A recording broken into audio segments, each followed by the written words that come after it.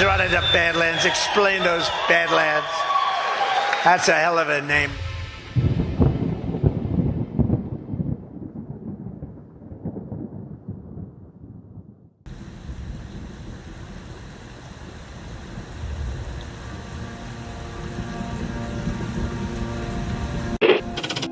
Mr. Vice President, I'm going off script again, I know, but I just want to personally thank you. We've been through some stuff.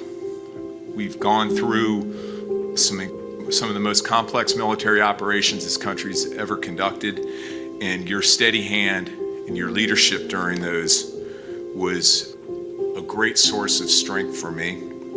Thank you for your leadership. Thank you for your character. Thank you for your selfless service. Thank you for commitment. Thank you for being a mentor to me, Mr. Vice President. It's called the swamp. And you know what happened? And you know what I did? A big favor. I caught the swamp. I caught them all. Let's see what happens. Nobody else could have done that but me. I caught all of this corruption that was going on, and nobody else could have done it. Did I get that one right?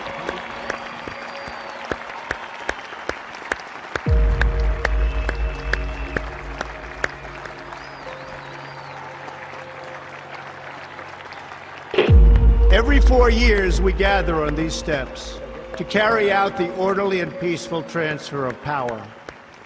Today's ceremony, however, has very special meaning, because today we are not merely transferring power from one administration to another, but we are transferring power from Washington, D.C., and giving it back to you, the people. For too long, a small group in our nation's capital has reaped the rewards of government, while the people have borne the cost. Washington flourished, but the people did not share in its wealth. This American carnage stops right here and stops right now. The forgotten men and women of our country will be forgotten no longer. From this day forward, a new vision will govern our land. From this day forward, it's going to be only America first. This is a president of the United States who is a danger to the republic. America first. He knows he's an illegitimate president. The oath of office I take today is an oath of allegiance to all Americans. The great Trump recovery. America will never be a socialist country. I will fight for you with every breath in my body. Russia, Russian, pro-Russian, Russian, Russia, Russian, Russian, Russian, the Russians. Russia. And I will never, ever let you down. A dangerous virus is spreading rapidly in China, and U.S. officials are very worried that it could come here. This is really the worst attack we've ever had. This is worse than Pearl Harbor. This is worse than the World Trade Center. There's never been an attack like this. The time for empty talk is over. Now arrives the hour of action. What they're doing is using COVID to steal an election. Together, we will make America strong again. You know what it's about? Fraud, fake ballots. We will make America wealthy again. They are trying to steal the election. Now, under the leadership of President Trump, we are fully realizing President Kennedy's prescient view of Special Operations Forces. We will make America proud again. And watch, please, those mail-in ballots. We will make America safe again. And in millions and millions of ballots, their vote is under what they thought they needed. They're dumping more ballots in there, okay? And yes, together, we will make America great again. Thank you. God bless you. If we are right about the fraud, Joe Biden can't be president. Congress, the chair declares the joint session dissolved.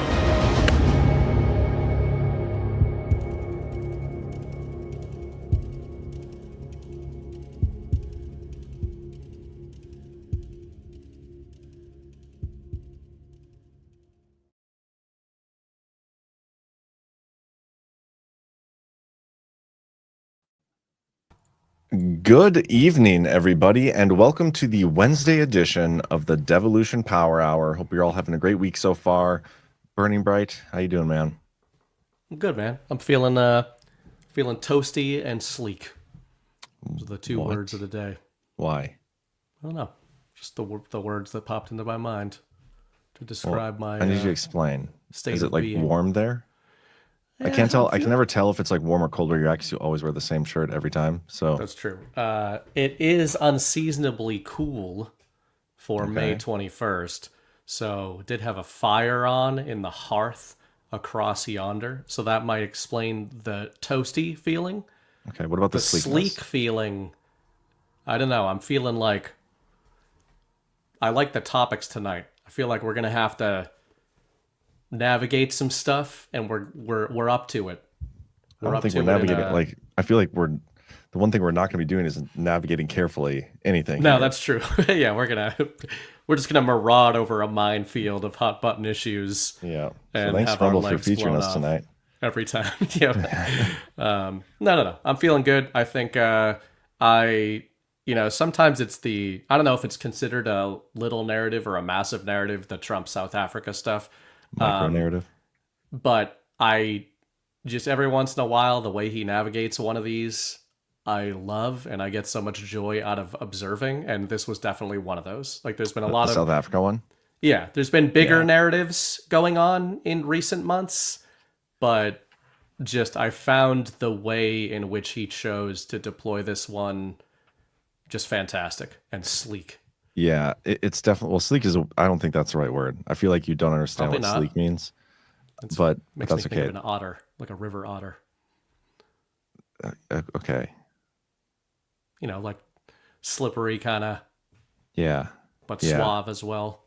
Okay. Well, whatever. You can just have it. Let's stop talking about the word sleek because it's kind of weird now. But somebody in the chat asked, "Is BB going to wear the blue shirt or the blue shirt?" Great comment. Great question. Love it. I can't see many colors, chat. So the ones I can see, I wear every day.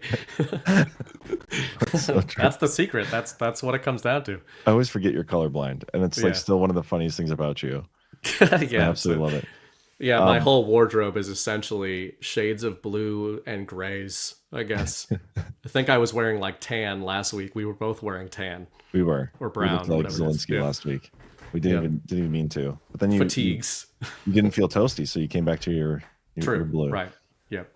I did love what Trump did today. We will get into the South Africa thing, but that's like very much my style. I love being like just blunt, like, hey, I have an issue with this. I'm going to say it. And that's what Trump did. He's like, let me roll out this TV and show you what you have been doing. That is very, very terrible. So just sit and watch this home movie I made. Yeah.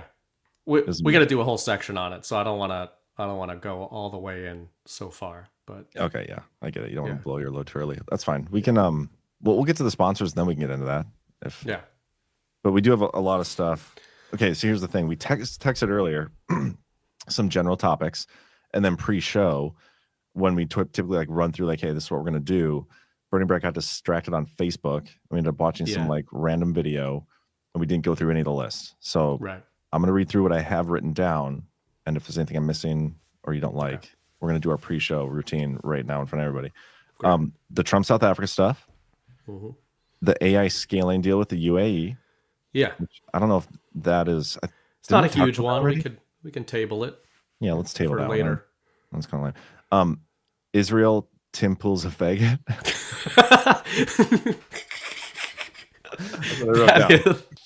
That is how you guys just got to see how the sausage is made a little bit. That is the sort of 5th gen warfare that we are engaged in around these parts. I think people should understand that those are not two separate topics or one topic. It's more of a 1A and 1B. Yep. And then I also wrote after -Kirk because all that. Also a faggot. Israel, Tim Pool, faggot, -Kirk. So we'll get into that, and you'll figure out what that means when we get there. The autopen stuff, and Trump defending Biden. Our boy Blue. Trump-Putin a little bit. Yeah. And we'll see what else. I feel like I missed something probably, but I think that's the big stuff.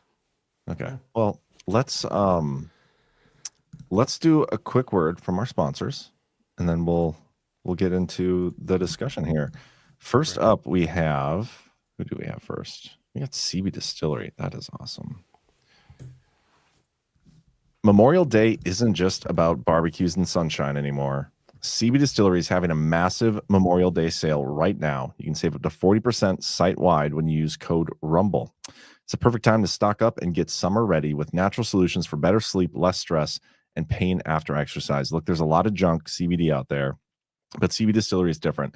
Their hemp is grown right here in the U.S. It's third-party tested and free from artificial dyes and fillers.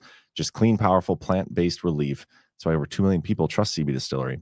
And they have solutions for just about everything. Sleep, stress, mood, focus, even pain after exercise. They even have something for your pets. My favorite is the sleep one. Obviously, I have 2 young kids, and they never sleep. By the way, have you tried giving CBD to your little one, Birdie Brad? Maybe you should think about that. Just load him up. I haven't tried that. He's experiencing apparently what is known as the 4-month regression. Okay. Well, hold on. Let me finish this, and then we should talk about that. Now's your chance to stock up and save during the Memorial Day sale. Save up to 40% off with code RUMBLE.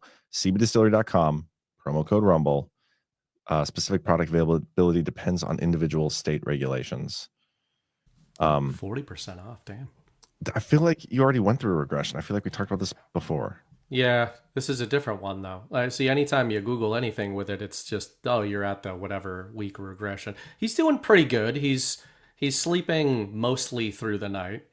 The napping is not happening lately. A lot of that I think is owing to the fact that our schedule during the days changes every day. And I bet that is messing with him. Like he's with dad. Consistency is key.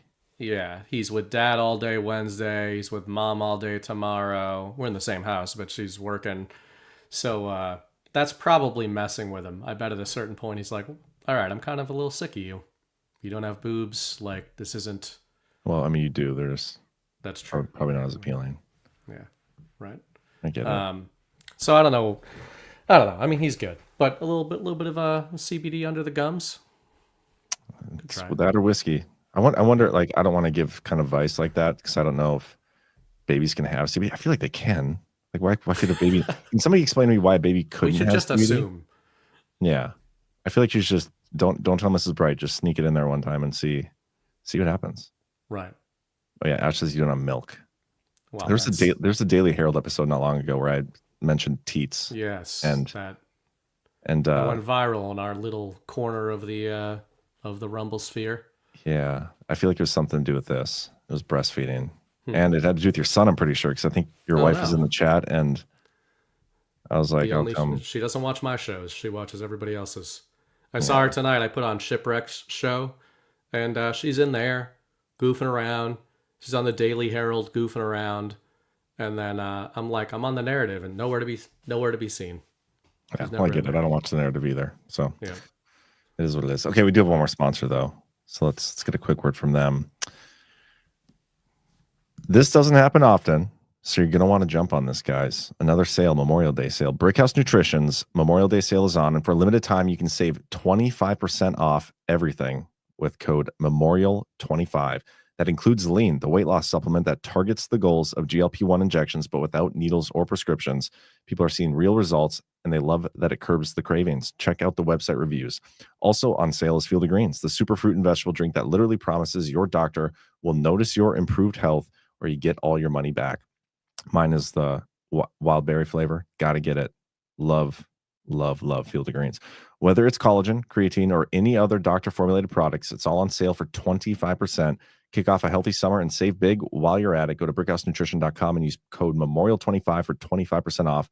Don't wait. That sale's only for a few days. brickhousenutrition.com, promo code. Did I already read that? Oh, yeah. MEMORIAL25. There we go. Awesome. All right, man. Ash is a little... I have a... How dare Don't you worry say about that, what's Ash? going on in the chat. You That just gets a little weird. You just called Ash a sex worker. I think we need to let her respond respectfully.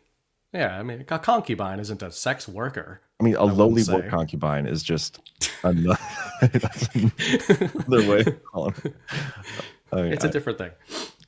This South Africa thing, I mean, I don't know if you'd want to play it, but Oh yeah, let's do it. So I wanted to play this clip from YouTube because it illustrates the larger effect of, I think, some of Trump's narrative deployments recently.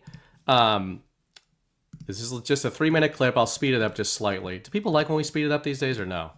I don't know. I'll speed up to 1.25. So this is a little clip from Asmongold. He's like one of the biggest, if not the biggest, YouTuber now. And this guy used to be a liberal. And I found, like, if you watch his reactions and you imagine that there were, but this is just a clip from his channel, but millions and millions of Zoomers and Gen Alpha in particular watch his streams, have become very politically active since Trump won. And like active this is kind of how Trump? Sorry? Active no, against in Trump? favor. In Okay. favor. But I'm saying these were all disaffected. This is the gamer audience. Asmongold is a gaming streamer. That's how he made his name. Then he kind of started transitioning and talking about Trump a ton during 2024 and kind of getting on board. And I think I put a tweet out either today or yesterday saying, like, these guys are calling Trump the content president. And because he's so streamable. So they are the biggest video game streamers in the world are choosing to stream Trump pressers instead of their games now. And this is just the way it's hitting this audience. And I thought it was kill two birds with one stone. Which part of the stream is this? Like, is this the part? This kind of is a little up? clip that shows him bringing the video out. Yeah, Okay. it shows the video in it. Perfect. Let's do that. For you to be convinced that there's no white genocide in South Africa. Uh-oh. And so it begins. Well, I can answer that for the president. Trump knows that there's a video. He doesn't know that there's a video. Forgive me. No, seriously. I'd rather have him answer. Yeah, I'd rather answer that. You're going to have him answer it that way. It will take President Trump listening to the voices of South Africans, some of whom are his good friends, like those who are here. But Mr. President, I must say that You should slow down. Mr. President, I must say. Is Natalie here? Sorry, what? Slow it down? Yeah, I would slow down to normal speed because it's like edited and cut and like very quick moving already. Somebody here to turn that and turn the lights down. The content president. Turn down the lights. We're going to watch this together. There's nothing this parliament can do. With or without you, people are going to occupy land. We require no permission from you, from the president, from we don't care. We can do whatever you want to do. Who are you to tell us whether we can occupy land or not? We are going to occupy land. South Africa occupy land. That's who we are. Never be scared to kill. Bro, look at his face. Look at his fucking face.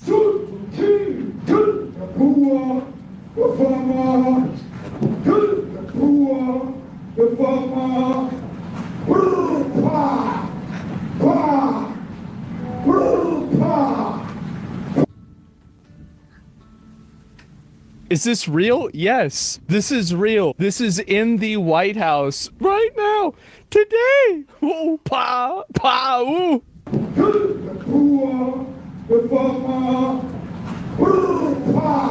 Ah.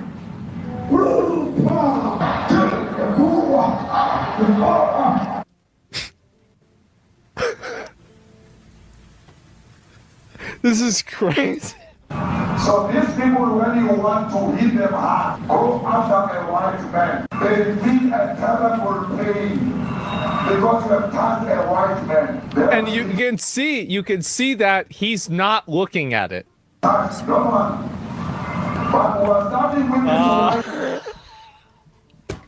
Here's your stack of receipts. Kill the brewer, the farmer, kill the brewer, shoot to kill.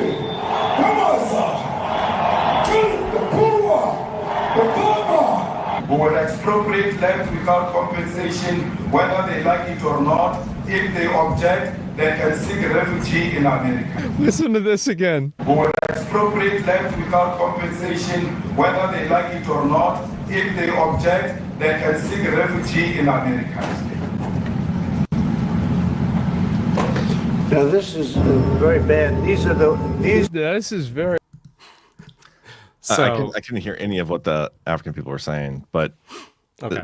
like this video here of the South Africans basically committing and talking about committing genocide in South Africa against whites. The whole big kerfuffle last week where all these white, South Africans came and all the mainstream media was calling it like racist. They're against, bringing people seeking what's the word again? Asylum. Asylum. I was thinking amnesty for some reason, but asylum. Yes, they were against it last week. I remember Don Lemon goes out there and calls the whole thing ridiculous. Yeah. And Trump is to their face showing them these videos, and that was just such a baller move. Yeah, and that I know that was chopped up, but that struck me because, again, that guy, without context, like, it's silly, but that dude is a massive YouTuber in the normie sphere, and he, again, millions and millions of Gen Z and Alpha are watching that, and they were not historically Trump people. And this is the type of deployment there where, in so many ways, I think it shows how Trump, he's managed to simultaneously create extremely impactful, serious narratives while being incredibly mimetic at the same time, right? Like that clip, the reason I like that one is it hits you with both. Like, if you're observing that just soberly, it's disgusting what Trump is showing everybody about what's going on in South Africa. But from a sort of internet perspective, and especially with younger people these days, it's also strangely funny that he basically cucks the president of a foreign nation by rolling in the substitute teacher video to show him that he's lying in front of the class. And even just like when it's zooming in on Trump's face and Ramaphosa's face, you've just got, if you're just a human being with no political affiliation, you can just observe in a snapshot there that Trump knows he's got this guy and that Ramaphosa is lying, like just lying his ass off, and about, the most serious possible topic you could possibly have. And I think that that's planned. Obviously it was planned literally by Trump. We know this.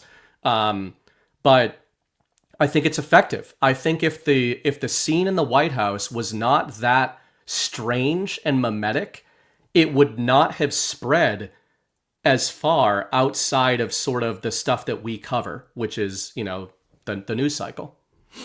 Yeah, there's a couple interesting things with this. Like, everything you said is correct. It was very mimetic, and everything Trump does is. But what makes this one so interesting to me, I think, is like the debate going on right now is whether or not it's genocide of what is going on.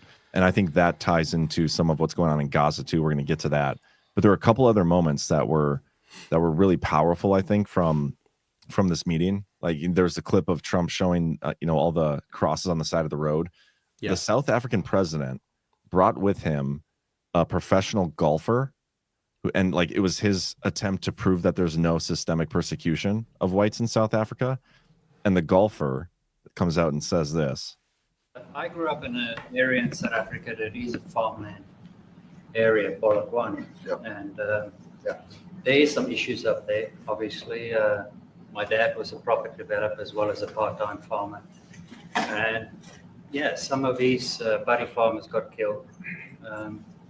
The farm is still going. My brothers run it, but it's a constant battle with farms they're trying to burn the farms down to chase you away. So it is a concern to try and make a living as a farmer. And at the end, So again, the South African president brought this guy, and he's like, "Yeah, my dad owns a farm, and a bunch of his buddies have been killed, and we're constantly killed. Yeah, we're constantly trying to defend because like they're setting the farms on fire, trying to chase us away." So like that was a big moment. There was this is the video the White House posted. I think this is a good one to show too. It's a short one. And then I have one more after this to show where, I'll get there in a second. This is a very serious situation. And if we had a real news or real press or media, we don't have that because they won't talk about this. But if we had a real press, it would be exposed. And the beauty of exposing it is it's like a cleansing action. When it gets exposed, it'll get fixed. That's when it'll get fixed. But people don't talk about it. And I'll tell you who's talking about the thousands of people that are fleeing South Africa right now. Okay, then this is the mainstream media. Right after Trump shows these clips, they ask him, about the Qatar plane, and Trump like lets him hear it. Mr. President, the Pentagon announced it would be accepting a Qatari jet to be used as Air Force One. What are you talking about? What are you talking about? You to get out of here. What does this have to do with the Qatari jet? They're giving the United States Air Force a jet, okay? And it's a great thing. We're talking about a lot of other things. It's NBC trying to get off the subject of what you just saw. You are a real, you're a terrible reporter. Number one, you don't have what it takes to be a reporter. You're not smart enough. But for you to go into a subject about a jet that was given to the United States Air Force, which is a very nice thing. They also gave $5.1 trillion worth of investment in addition to the jet. Go back. You ought to go back to your studio at NBC because Brian Roberts and the people that run that place, they ought to be investigated. They are so terrible the way you run that network, and you're a disgrace. No more questions from you. Go ahead. Go ahead, talk about that. His name is Peter something. He's a terrible reporter. Quiet. That's like the best insult. Like not even knowing his last name. Like that guy's just Peter something. He's terrible. Yeah. Freaking love it. By the way, we do have real quick. We have like 15,000 watch. We're being featured on Rumble right now. If you're new to the channel in the chat, I would encourage you to come into the chat and just say hello. Say like, hey, I'm new here. We have a very welcoming and receptive group of people here. Thank you, Micro Toolmaker, for the rants and the gifted subs, by the way. Just gifted some people some subs. Thanks, Micro. Appreciate that. Good to see you. Please hit the thumbs up button as well, guys. Yeah, man, this the trap that we started the segment with is for Ramaphosa, right? But that's not who this was for. One of my sort of initial take on this earlier today was basically exactly what you just rolled there. The real trap here is the media. Yeah. And we're at the point, we know this. Everybody watching on Rumble, you wouldn't be on Rumble if you didn't already know this. But again, the reason I started with an Asmongold clip on YouTube, how is Hassan Piker going to cover this? Who's the biggest liberal YouTuber in the world, who just hates everything Trump does? Yeah, I don't know why I know who these guys are, but this is the type of narrative trap where when people, I think that even people who are not like Trump maxis, etc., see that clip of the reporter and NBC asking about the Qatari jet, it is so obvious to them that they went in with specific attack points to hit Trump with. And like, even if you just take aside the South African genocide argument, it's demonstrating emphatically, as if we didn't already know it, that they're not reacting to anything Trump is even doing in the moment or saying in the moment. They're going in with a preset, pre-approved NBC attack points, and that is what they are assigned to do. They are enemy combatants in terms of an info war.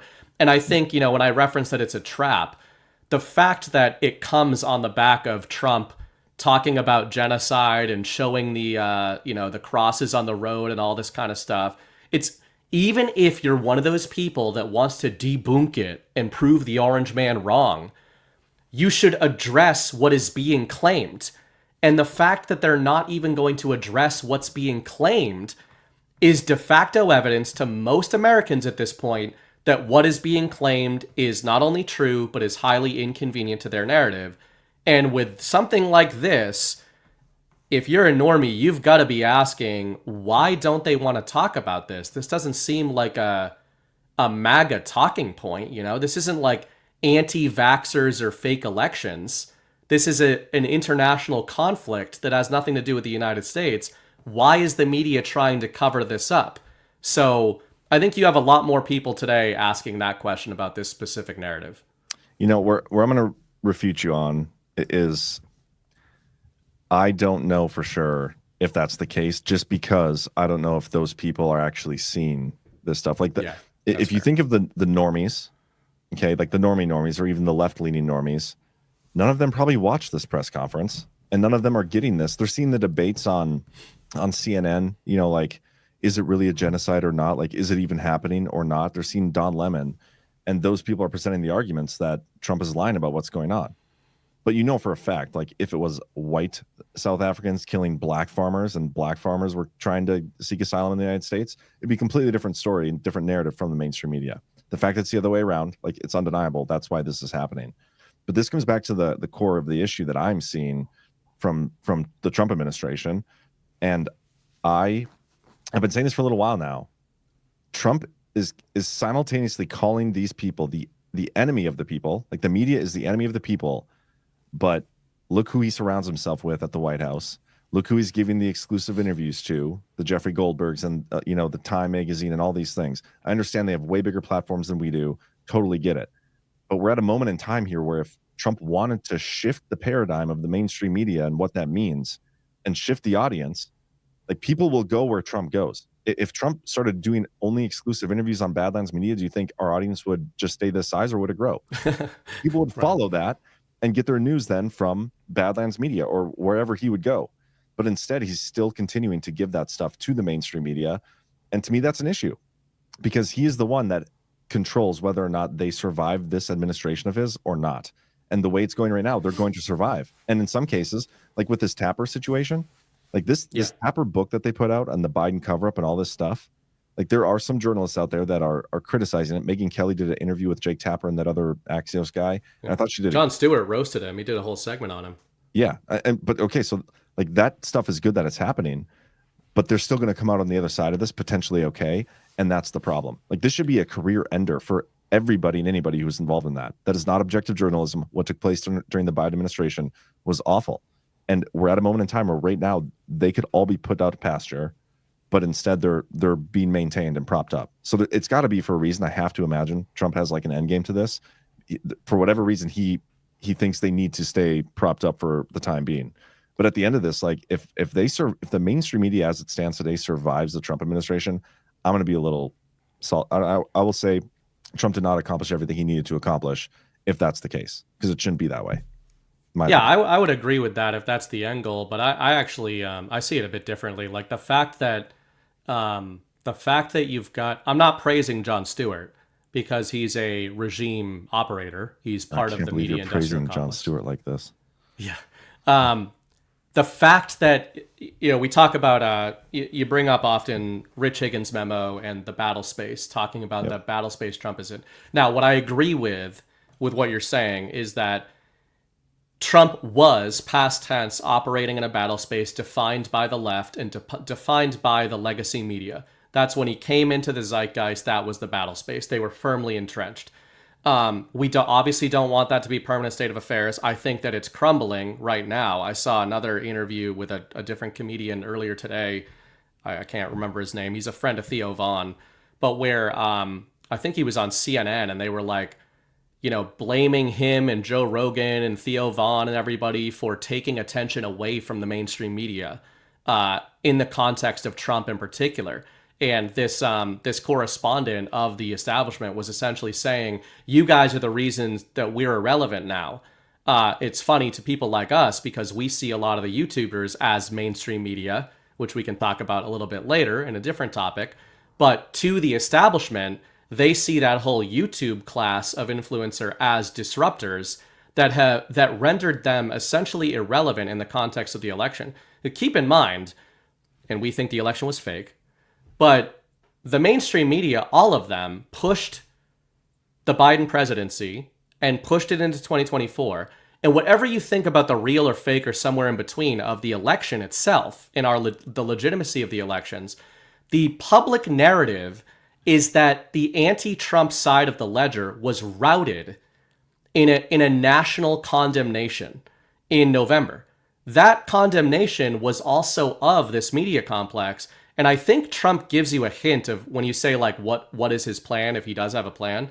I think he tells you in the intro to the clip you played, the short one, where he's talking about, I'm bringing this up because it's a cleansing opportunity. I think he's talking about the media.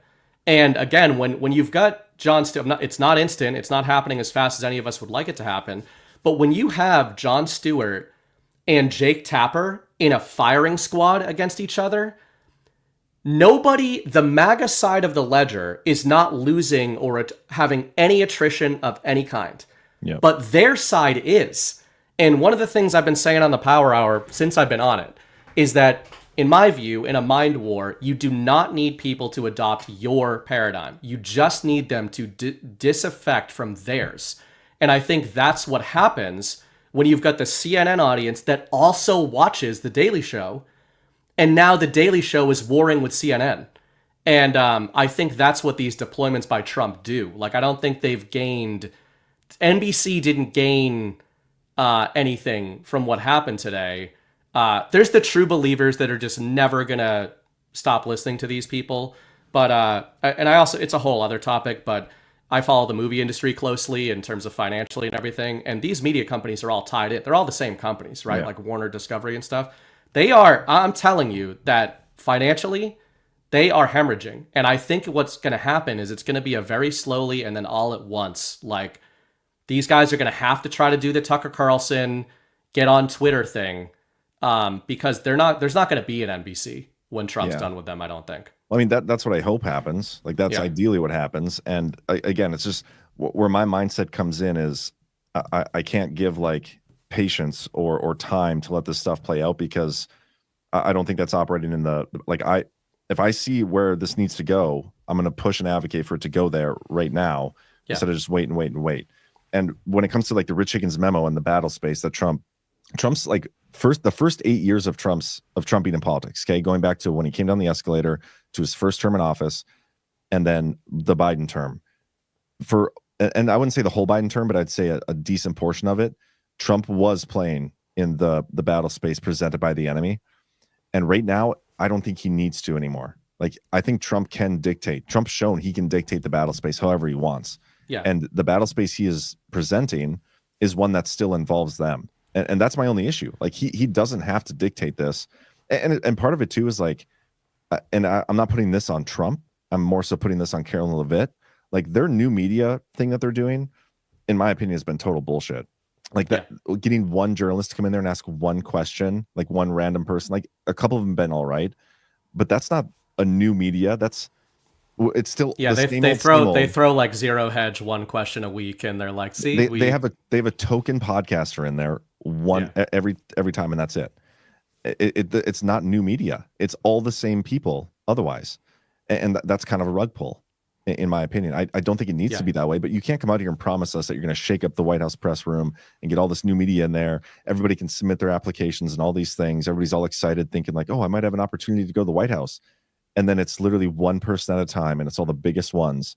Like, they did not follow through on what they said they were going to do. And I feel like there's been a lot of that along the way. A lot of the executive orders that Trump has done, none of them have been codified. I mean, we've gone over this time and time again, but that's just where I'm at. Like, I feel like he is the only reason the mainstream media is not, like, all of them are not irrelevant right now. Like, he is keeping them relevant. I agree, but I just think that he is doing it for a reason. Of course, I'm guessing what that reason is. I think on this show, like a month ago, we talked about Bill Maher in a pretty similar context. You know, he was doing his whole, I forget what it even was. Great example of what I'm saying. Yeah. But what we talked about there, I had said at the time, I had called that hibernation theory and called it going into the election, and said that this is what the media was going to try to do. Here's a different way of putting what I think Trump is doing here. I agree with everything you're laying out. I think the way to deal with them is what Trump is doing.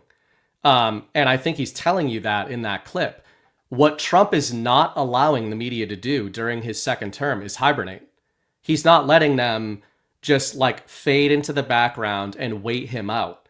He's, in my view, he is actively baiting them onto the battlefield when they've never been in a weaker position. And this is, whatever stock you put into polls, I don't put a lot of stock into polls, but I do put stock into polls by the same outlets in the context of their own polling. So if NBC is releasing polls for months at a time, and then their own internal polls are showing something, they are deploying a narrative. And the media apparatus is admitting that they have hemorrhaged viewers. They have hemorrhaged trust, American trust in media. It was already at all-time lows before the election. After the election, it sank to, I think, 12%. It's lower than Congress for the first time in American history, and Congress is at its lowest point ever. So you just brought them up as well. And I really do think that when Trump says, I'm bringing this stuff up for a cleansing, he doesn't need to cleanse the independent media. He doesn't need to cleanse like the MAGA base, the InfoWar base. Those people are rising on their own with their own audiences. I think what he's doing is putting a spotlight on what's left of the media industrial complex. And, you know, it's like we lose another one every day. Like this dude who just asked this question, Peter, whatever, let's see what happens with him. Let's see if he ever asks another question in the press pool again. I'm sure he will. And again, like, I do want to clarify here. I obviously believe Trump is doing it for a reason. But the fact that I don't know exactly what that reason is, like I haven't been read in on the plan on why he's doing it this way. And because I don't agree with it, I'm going to advocate for doing things the way I think they should be done. Like that's just, I'm always going to operate that way. Fully I think that's understanding the right Trump way to operate. Fully understanding Trump is doing it for a reason. Totally understand that. But and I'm just guessing at what the reason is, obviously. Yeah, totally get it. That's the whole dynamic of the show, man. But okay, like one of the interesting things that, you know what, I'm going to play a clip actually. Oh, I did find that comedian one, the Tim Dillon thing you were talking about earlier. I feel like you're part of a new establishment that's being created. I don't think I'm part of a new establishment. I think it would be pretty difficult to look at these podcasts. I know it's a popular thing right now, especially in certain media circles, to say that after running an incredibly unpopular candidate who was introduced very late in the race because an elderly man who could not be the president, who everyone told was functioning as the president for 4 years, decided to, this wind is wild, huh? Yeah. See? But this was a very specific circumstance in which Kamala Harris ran for the presidency. She was somewhat unpopular, and she was not a star in Democratic politics before this at all. And her communication strategy was pretty weak. I think most people have admitted that.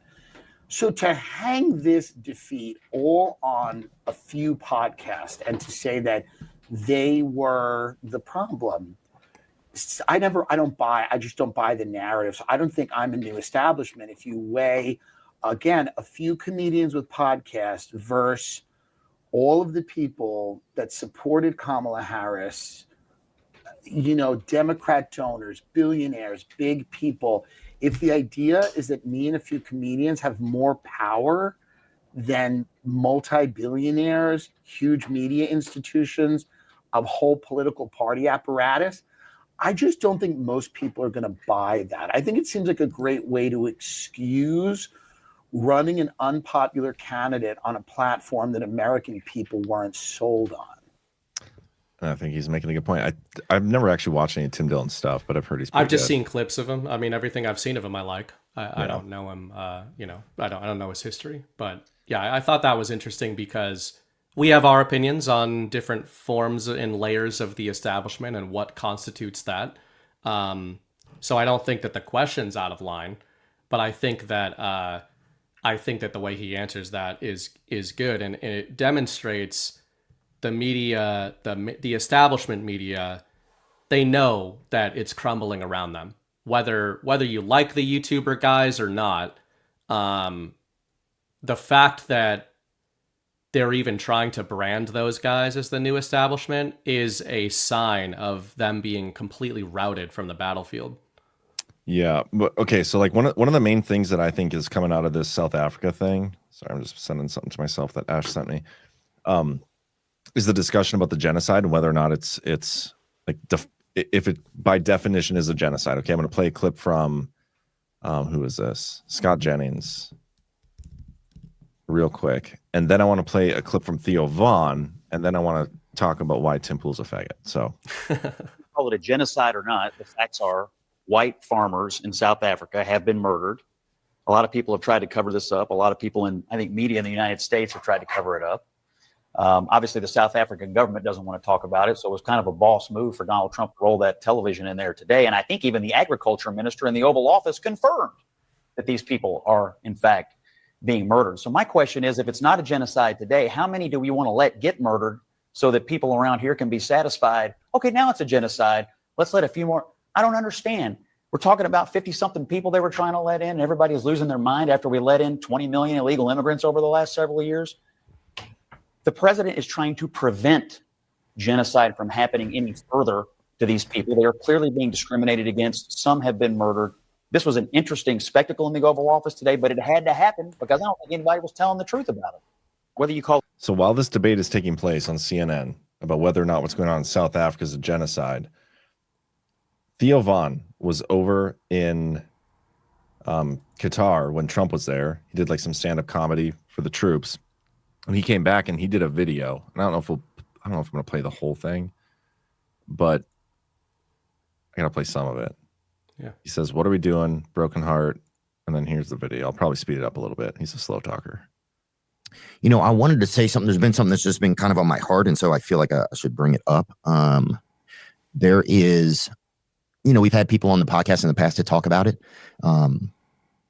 And there's just there's a conflict that's been happening in the Middle East. People know about it, between Israel and Palestine and some of the areas over there, the Gaza area they talk about.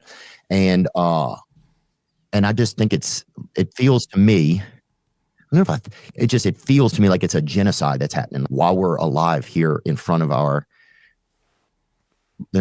lives. And I don't, sometimes I feel like I should say something. I'm not a geologist or geographer or anything like that, you know, so I don't know a lot of, some of it I do know though. Like I know the basics of the issues over there, but for me, it's just like how I feel like you see all these photos of people, just children, women, people, body parts, just people like putting their kids back together. And I just can't believe that we're watching that and that more isn't said about it.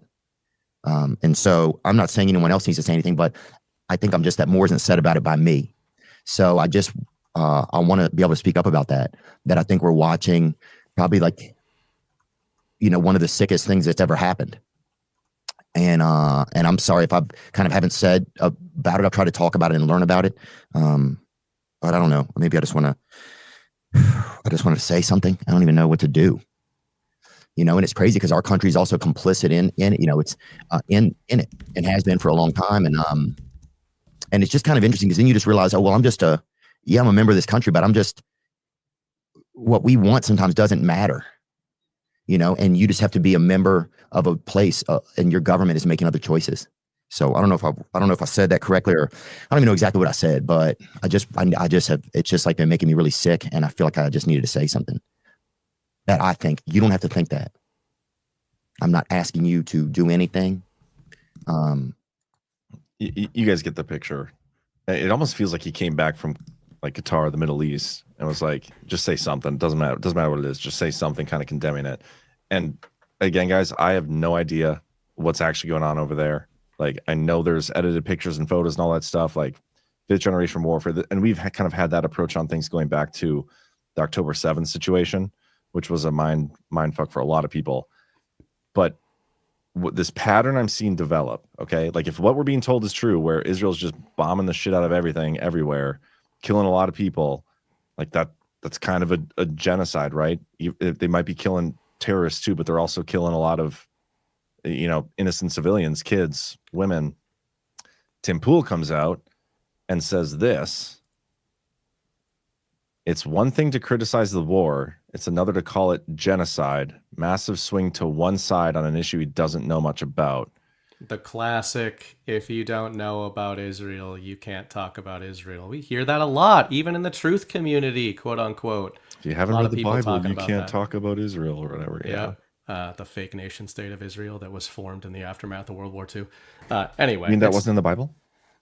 Yeah, not this one, I don't think. But who knows? I'm not a biblical scholar. I'm not allowed to talk about it, right? That's true. And I think that that's a good way to lead in, is that I agree with you. You caveats out of the way of we don't know what's going on over there, if anything's going on, the way that we're being told by any and all sides. I don't assume anything. But we approach a lot of this stuff through the lens of what is the story we're being told by patriots, by the mainstream media, etc. Everyone selling narratives is in agreement that Israel's involved in mass bombing campaigns and in kinetic operations in Gaza. And obviously, some people think that that's genocide and horrible, and some people think that it's wiping out Hamas terrorists and, you know, our greatest ally and all the rest of it, right? I don't know which one of those narratives is correct or true. But what I do see is the Tim Pool kind of gatekeeping and truth community gatekeeping of you're not allowed to talk about this kind of stuff because they've got their preset sort of, they're pre-calibrated in a certain way. So you're not allowed to say this stuff. I think just the way, what I take away from that Theo Von clip is forget like how he's delivering it, etc., or the content of his argument. He's coming off there as a guy in a, like with a laser sight on him. And I'm not saying that conspiratorially. I mean, this is one of the biggest podcasters in the world at this point who came up out of the sort of Rogan sphere.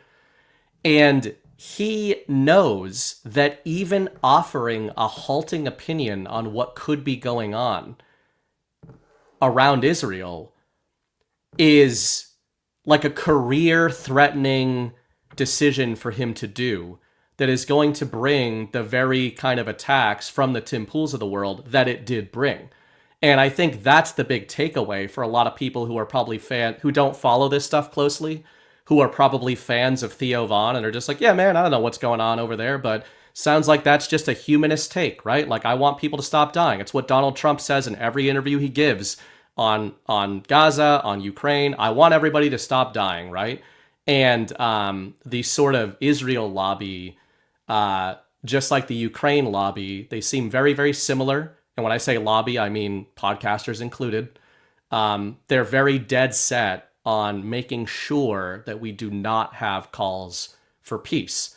And that's all Theo's saying there. So let them expose themselves. Yeah, I mean, Ghost made a good point in the chat. Like, it's pretty universally considered a demolition site over there, and that's thanks to Trump, right? But like, my main takeaway from this is when I think Tim Pool and him coming out defending Israel, like no matter what, which he always does, I think back to this clip. And this isn't the full clip. This is just the part at the beginning of it. Last night I wasn't here. I got late word that I was invited to a private roundtable meeting with Prime Minister Benjamin Netanyahu. And look at this, what's on the screen here. What they put up on the screen. Netanyahu pushes back on anti-Israel trends in meeting with podcasters. And he comes out and he's always anti-Israel. And this is something we've been talking about for a while. Like, whatever your position is on what's going, pro-Israel, anti-anything that is anti-Israel. Yeah. Whatever your stance or belief is on what's going on over there, like, I'm not gonna criticize anybody, because I think there's a lot of bullshit going in a lot of directions. What I do believe is that the leadership in Israel are not the good guys. They're the ones who are perpetuating war. Netanyahu very much so reminds me of Zelensky. Like, they're two different conflicts, two different zones, but they're doing the same thing. And I said this a while ago. I believe we're getting to a point where these conflicts that they keep perpetuating, which once had just mass support from all sides, like, it was not okay to not change your Facebook profile picture to the little, border with the Ukrainian flag or the Israeli flag or whatever. At some point, that position is going to be untenable, and we are very abruptly reaching that point. And so it's going to be interesting to me to see what happens to these con Inc. influencers who everybody everywhere is like, we want peace here. We're done fighting. The peace is upon us. But then Israel is continuing to bomb Gaza, and Zelensky is continuing to not, push for peace. Who's going to be in support of that? It's going to be the Charlie Kirks of the world. It's going to be the Ben Shapiros. It's going to be the Tim Pools. It's going to be all of Kong Inc. And that's a great exposure op. Totally. And I think it was last Wednesday that we had talked about that. And I think the way you put it is good in terms of, we often talk about, on Badlands in particular, first principles. We talk about that quite a bit. You've got Chris talks about it, G, Ash, a lot of us talk about this. And this is why you don't have to worry as much, in our view, or at least in my view, about trying to figure out exactly what's going on. Because as we always say, it's virtually impossible for us to figure out who's lying and who's not. But what are the principles being espoused? And the principles being espoused, when you look at just a headline from tonight, if you're like on the fence in the normie sphere and you see Trump calling for peace and Theo Vaughn, if you're in the YouTube sphere, just saying like, maybe we should just stop the bombing. And then you see this, Netanyahu says all of Gaza will be under Israel's control by the end of the offensive. And there's much more where that came from. And Ghost has been pointing this out forever. Him on center stage, Chris refers to him as our boy Yuhu, similar to, as you said, our boy Z and our boy Blue. Like, these templates are very useful. These ciphers are useful because you don't have to condemn Israel necessarily. You're just condemning, as you said, the leadership. And Trump's already gotten ahead of it by condemning the leadership of the other side, right? It's like he's been condemning Hamas and terrorists the whole time. What the argument is about now is what's happening at this stage of the game and how far is it going? Has the threat been taken care of? Where are we at right now? And Ghost often talks about the Greater Israel Project, which some of the members of Netanyahu's cabinet just openly talk about. So you start to get into that territory of, wait a second, is this a anti-terrorist operation or is this an expansion operation? Because it kind of looks like the second thing, and what you and I had speculated on last week and continues going forward is this is granting Trump the narrative shielding that is building and building for him to publicly turn. And I do think that's coming, and I had sent you that clip earlier where I think he's already starting it a little bit. I gotta show you the Charlie Kirk too. He's in Cambridge tonight.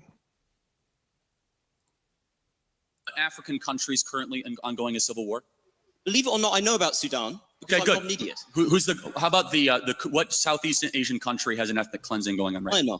Good. And you have strong opinions on both sides? Unlike you, I take an effort to be informed about foreign policy and to come to conclusions. You are a culture warrior. I believe when everything is done, Mr. Kirk, people will see you and the people you supported as corrupt, as selling the country out to the lowest bidder, and of doing irreparable damage to a country I'm sure we all deep down love. The difference, you will have to reckon with that. Difference Mr. Kirk. is when he got schooled. I played this out of order, so I feel stupid now. But here's the first one. Let me ask you: in the conflict of Israel versus Hamas, who's the good guy?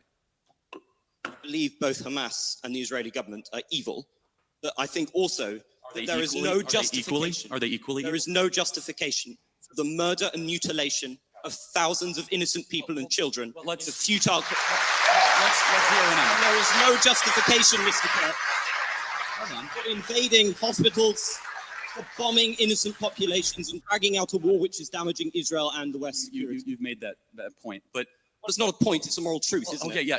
It was also a moral truth that the war started because 1,300 Jews were killed and 200 were taken hostage. And when you declare war on Israel, expect a firestorm in reaction. Let me finish. I let you talk. Israel, at its holiest day of the calendar year besides Yom Kippur and Rosh Hashanah, Samat Torah, the 50-year anniversary of the Six-Day War.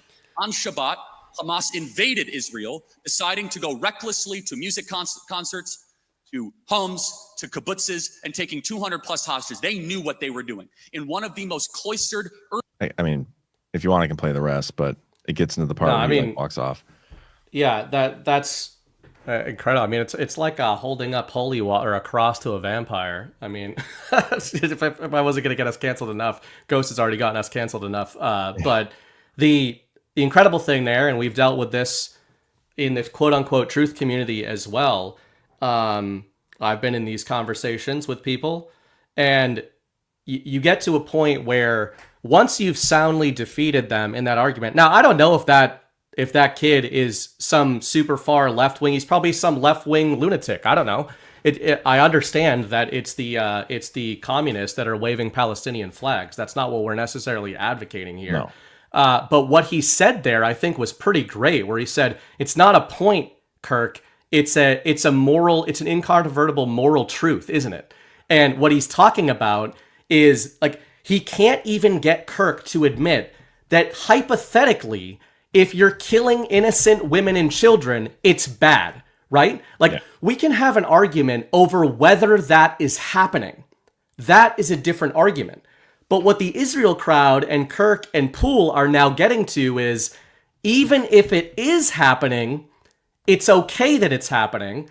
And that's when they've completely dropped the mask. And again, conversations I've had on Badlands in the past, last year, where I have people unironically telling me that the Palestinians voted for that, right? So it's like we're back to the idea of elections deciding whether or not civilians get bombs dropped on them. So it's just absolute inversion. And as you said earlier, I mean, it's great that it's out in the open right now.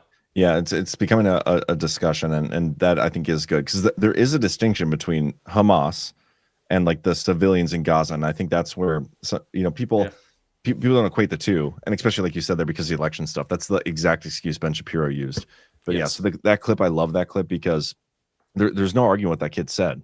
Like, yes, Hamas is evil, the Israeli government is evil, but Kirk and the Tim Pools of the world and Con Inc., they have to defend Israel no matter what. They have to. And I don't understand how somebody with morals can look at that situation and do so. But I do have another clip that Babbage sent through. I got to play this quick. Yes, I'm a known avowed terrorist, but now I'm gay. I'm down with gay stuff. So that was a your camera's off. Yeah, I got it.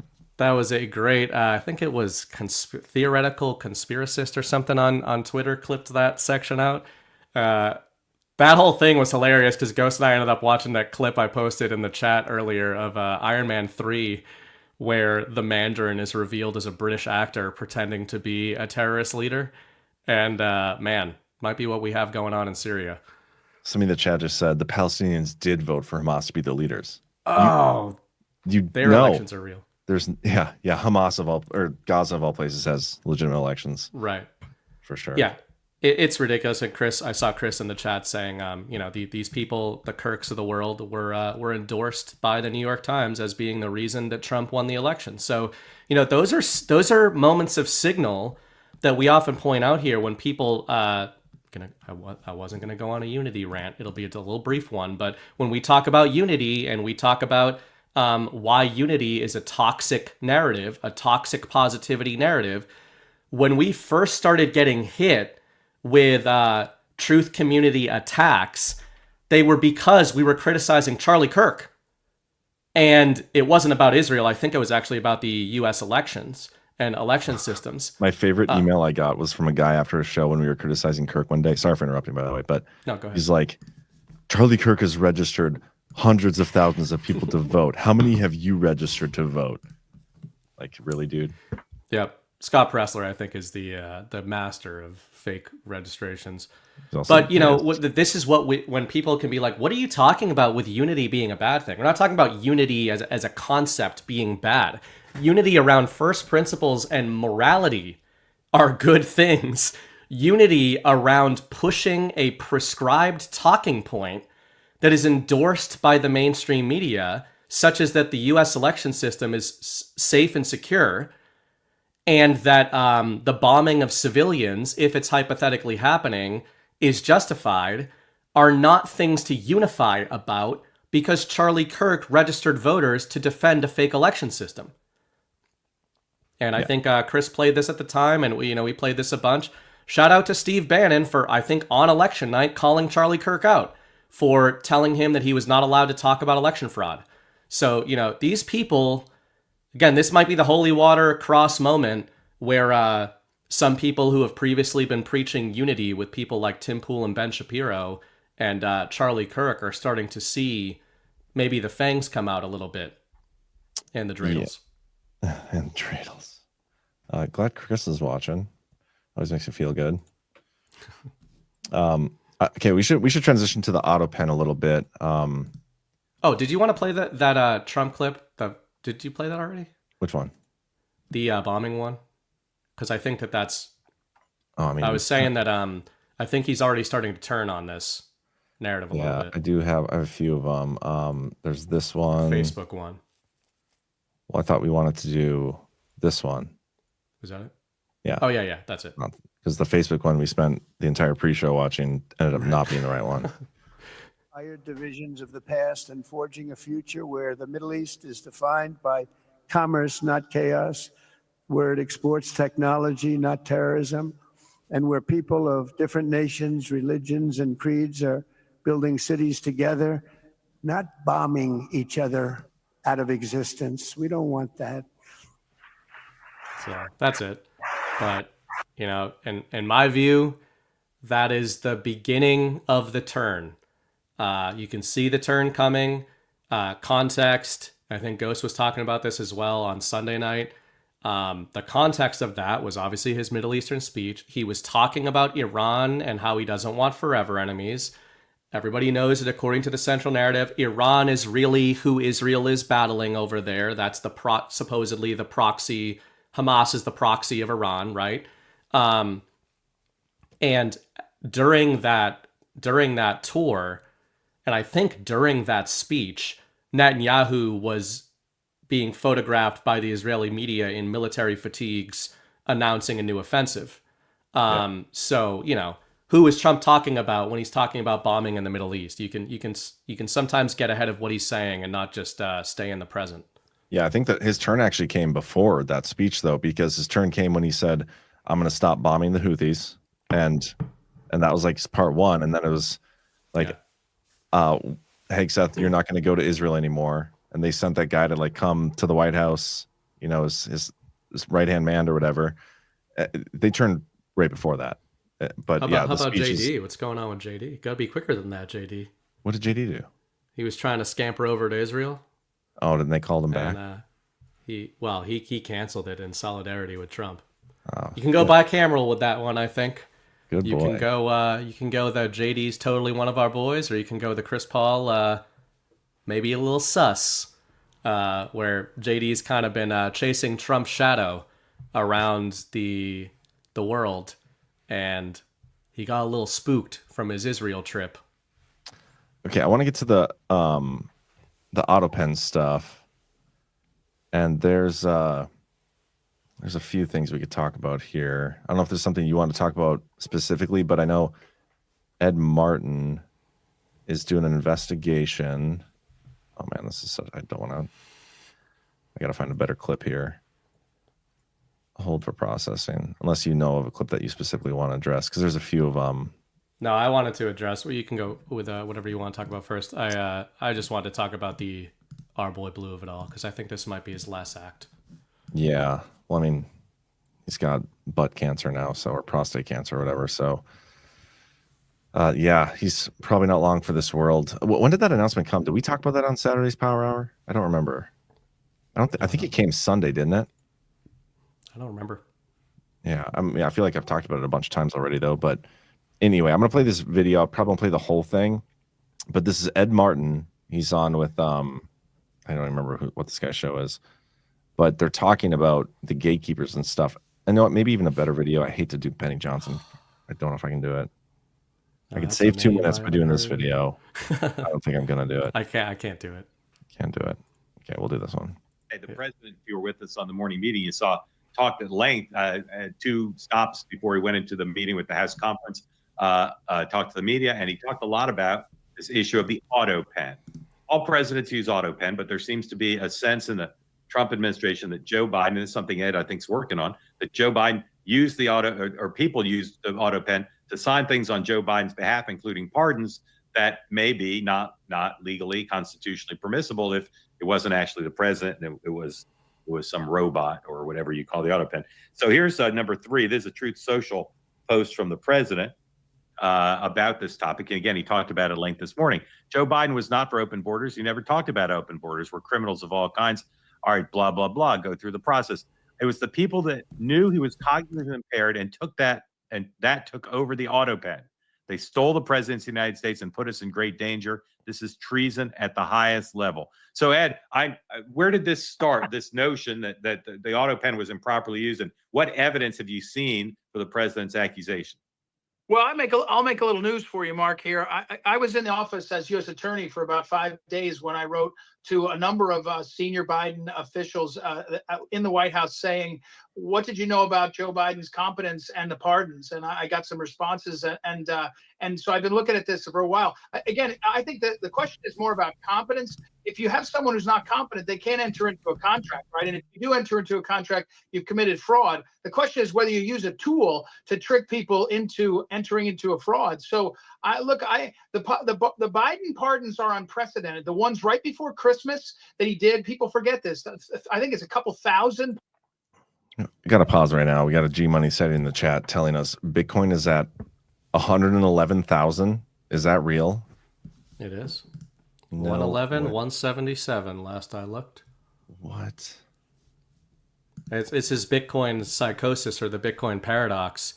Once you start becoming a maximalist, you're annoyed when it's just like sitting around, and then you're more annoyed when it pumps. You're like, no, just hold on, just slow down. Let me buy more.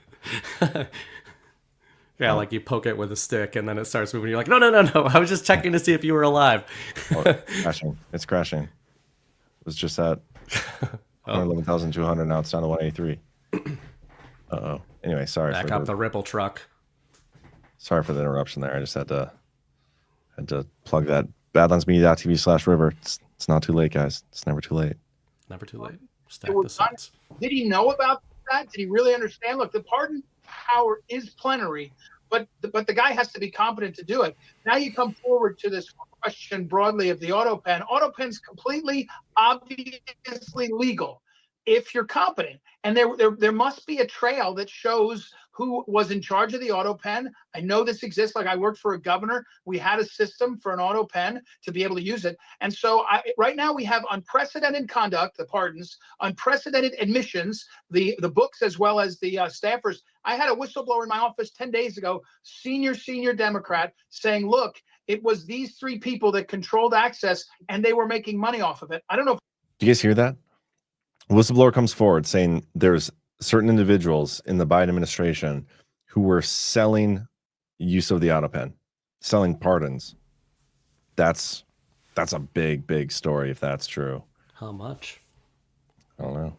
If I believe You have to ask. You can't afford it yet. But the point is, I think we have to get to the bottom of it for the American people and to protect the process. And that's what we're doing. And by the way, make it all the way to the bottom. It may not be criminal, but it certainly should be a scandal of the first order, maybe in human history or maybe American history. I sound like the president there, but in American history to have this kind of conduct.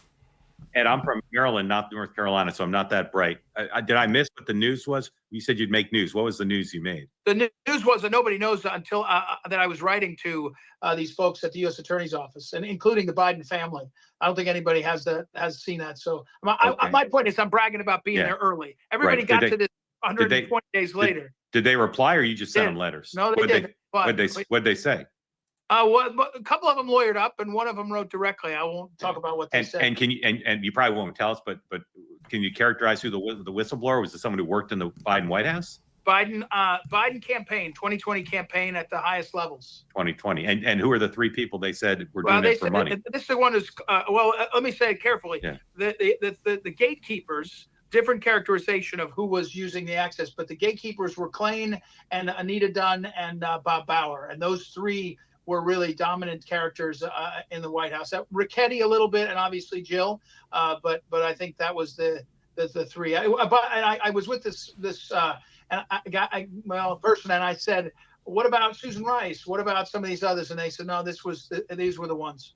Okay, I will politely and gently tell you his name is pronounced Ricchetti. Oh, okay. Well, just so.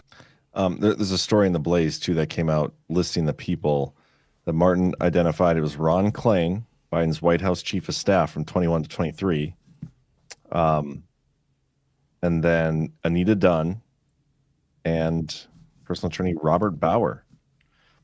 The DJ pardon attorney subsequently threw 2 more names in the mix: Steve Ricchetti and obviously Jill. So, yeah, crazy stuff, man. Yeah, these are things they're never going to be able to prove. Again, I don't care as much about who is being claimed to have been like wielding the pen. I see this as, I use the term translation layers a lot, and I see this as one of them. In line with the devolution theory, which I do believe was legit, I think that the Biden regime was effectively fake for all intents and purposes. Doesn't mean literally fake, but performative. Chris Paul talking about baby in the playpen, right? That kind of thing. To me, it doesn't really matter, or I should say, it's not because of the use of an autopen or because it wasn't Joe Biden that these pardons and executive orders are nullified from our framing. I think you'd probably agree with that. It's probably because he wasn't the fucking president of the United States, which is why I see this as one of those for public consumption translations. And we've talked about this in the past in various forms. The reason it doesn't bother me that, they're not just coming right out and being like he was a fake president the whole time. Trump has said that many times. But is because I think this practice that is being disclosed was a common practice. I saw people in chat talking about Bill Clinton. This was a known, or at least this was a rumored scandal during the Clinton administration of selling pardons, of other people running the White House, etc., right? So to me, it's less important whether or not the quote-unquote deep state was running the Biden regime. It's more signal to me that Trump and team are using the autopen scandal to disclose to the American public that this practice was sort of ubiquitous in the halls of power for a long time. But again, I don't think that Joe Biden's fake presidency is fake because of the autopen. I think it's fake because it was fake. Yeah, I totally agree with you. And that's like where what I want to see is us get from, okay, let's talk about the illegitimacy of these pardons because of the autopen, and how do we go from there to let's talk about the illegitimacy of the entire Biden administration. Like that's the bridge we have to cross. And I haven't seen how we're going to do that yet, but I have to imagine that's where this ends. Because I agree. How far back were they using the autopen? Why are they using the autopen that far back? Was Biden having dementia back in 2020? Was he even allowed to run? Like, how far back was this cover up really going? And oh yeah, maybe they stole the election form. And like that's the ultimate conclusion we need to get to. While this stuff is interesting and it's fun to watch, in a lot of ways, I do see it as a distraction from the real issue of he didn't actually win the 2020 election, and that's why Trump keeps trying to bring it back there. Right. Trump brings up the autopen stuff, but as you pointed out, I think in our private chat or text or whatever earlier, Trump is almost like defending Biden now in a lot of ways. He's like showing aspect. He's showing sympathy towards Biden, which is interesting. Like he's not going after Biden anymore about this autopen thing. He's showing him sympathy with the cancer stuff and all that. But yeah, we got to get to the point where, okay, we can be sympathetic to this Biden character. He had to mention all these things, and it's not his fault they stole the election for him and we're stuck with them. You know what I mean? We need to get there though. I don't care. Yeah, I totally agree with that. And that my favorite strange little sub kind of layer of this narrative was the sympathy for Biden that Trump deployed in that statement. And now I don't have sympathy for Biden, and I don't really give a shit about his butt cancer and all that. If he was a deep state guy, he was a deep state guy. But I think, I think that Donald Trump is a brilliant narrative warfare fighter. And I don't know if he's controlling everything on the battle space, right? I don't know if Patriots control every narrative deployment. I think they react to some. I think they bait others. Let's say, for the sake of argument, that this autopen narrative is actually establishment retreat, right? Like, there are some signs of that where you see, actually, what we talked about earlier in the show, the media is in a scramble to distance themselves from the autopen scandal and basically say, like, yeah, well, we knew that there was something weird going on with Joe. Like, we've been talking about that all week. Everybody knows that they're trying to distance themselves from that. This will just become a Bitcoin watch stream. We'll do the check-ins. It's going up. But the reason I thought Trump defending Biden was such a masterstroke is, what is the media supposed to do with that kind of a deployment from Donald Trump? Like, he is saying it wasn't Joe's fault. Joe wasn't really the president, right? So like he's defending Joe Biden, which grants him some degree of narrative shielding. But by defending Joe Biden, he is calling Joe Biden's presidency illegitimate through the defense of Joe Biden. And that's just what I find brilliant, right? Like in the past, he's just called him fake president, illegitimate, deep state, etc. Now he gets to take the ammunition from this weekend's sympathy narrative deployment from the media about Joe, and he gets to completely invert it on them and say, yeah, really, really sad what was happening with our boy Blue there. Well, I guess that means we all acknowledge that he was not the legitimate president and that none of his actions have any legal standing or constitutional standing, right? And I think this puts the media in a bit of a pickle when it comes to how they communicate about Joe. Do they go all in with the he was a sick old man for a long time narrative? Because that traps them in the legitimacy question. Or do they have to back into actually he was legitimate the whole time and these orders stand? It's gonna be interesting to watch play out. So I'm just playing with the feeds here to see if I can figure out a way to make the Bitcoin thing in the background. So I did miss a lot of what you said, but I caught the end of it and it sounded pretty good. He trapped them in either defending Joe or defending Joe's presidency by praising him. And I think both are losing propositions. Oh, 100%. 100%. And the timing of it all too. Like the autopen stuff is escalating. The let's not talk about anything bad about Biden ever because he's sick is escalating. The media is in full retreat mode. Some are even apologizing and admitting that they like, whoops, we didn't cover this the way we're supposed to as a media. Like it's all super interesting. But if they were willing to cover for Biden during this administration, the logical next question that the people should be asking is, okay, well, what about his election? Did you maybe not cover that the right way too? Right. Again, that's where this needs to go. And I want to see it traverse there. We haven't seen how it's going to move that way yet. Mm-hmm. But it's coming, I think it is. And this is where, again, it's like a thread. If you just keep pulling the thread. And I think that's really what we're trying to do. And what the media obviously doesn't do. And what I would argue a lot of people in the truth community do not do. A lot of people are content to watch Donald Trump pulling a thread and to comment on that.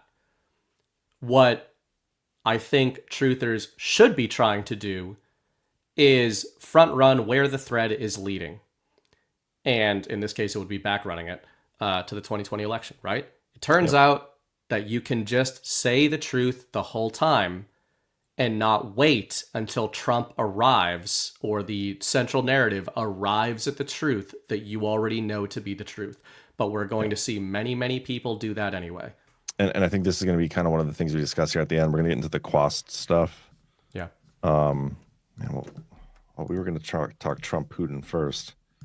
Let's talk about Trump-Putin and that phone call quick, and then kind of where that situation is at, and then we can get into the Quas, and that's kind of the final concept to discuss is like front running these narratives. How are, and it's not anything new necessarily. Because we've talked about this a lot, but I think it's this Quas interview on Sean Ryan is a really good example of like us being ahead of these regime approved podcasts by literally 2 years plus. But now it's like, it's okay. It's okay to talk about this stuff finally. But yeah, before we do that, I also want to get a quick word from one of our sponsors tonight. We got 1775 Coffee, little Rumble Studio love for you guys. Still haven't tried 1775 coffee? Now's your shot. The 1775 starter kit just dropped, and it's only 1,000 units available.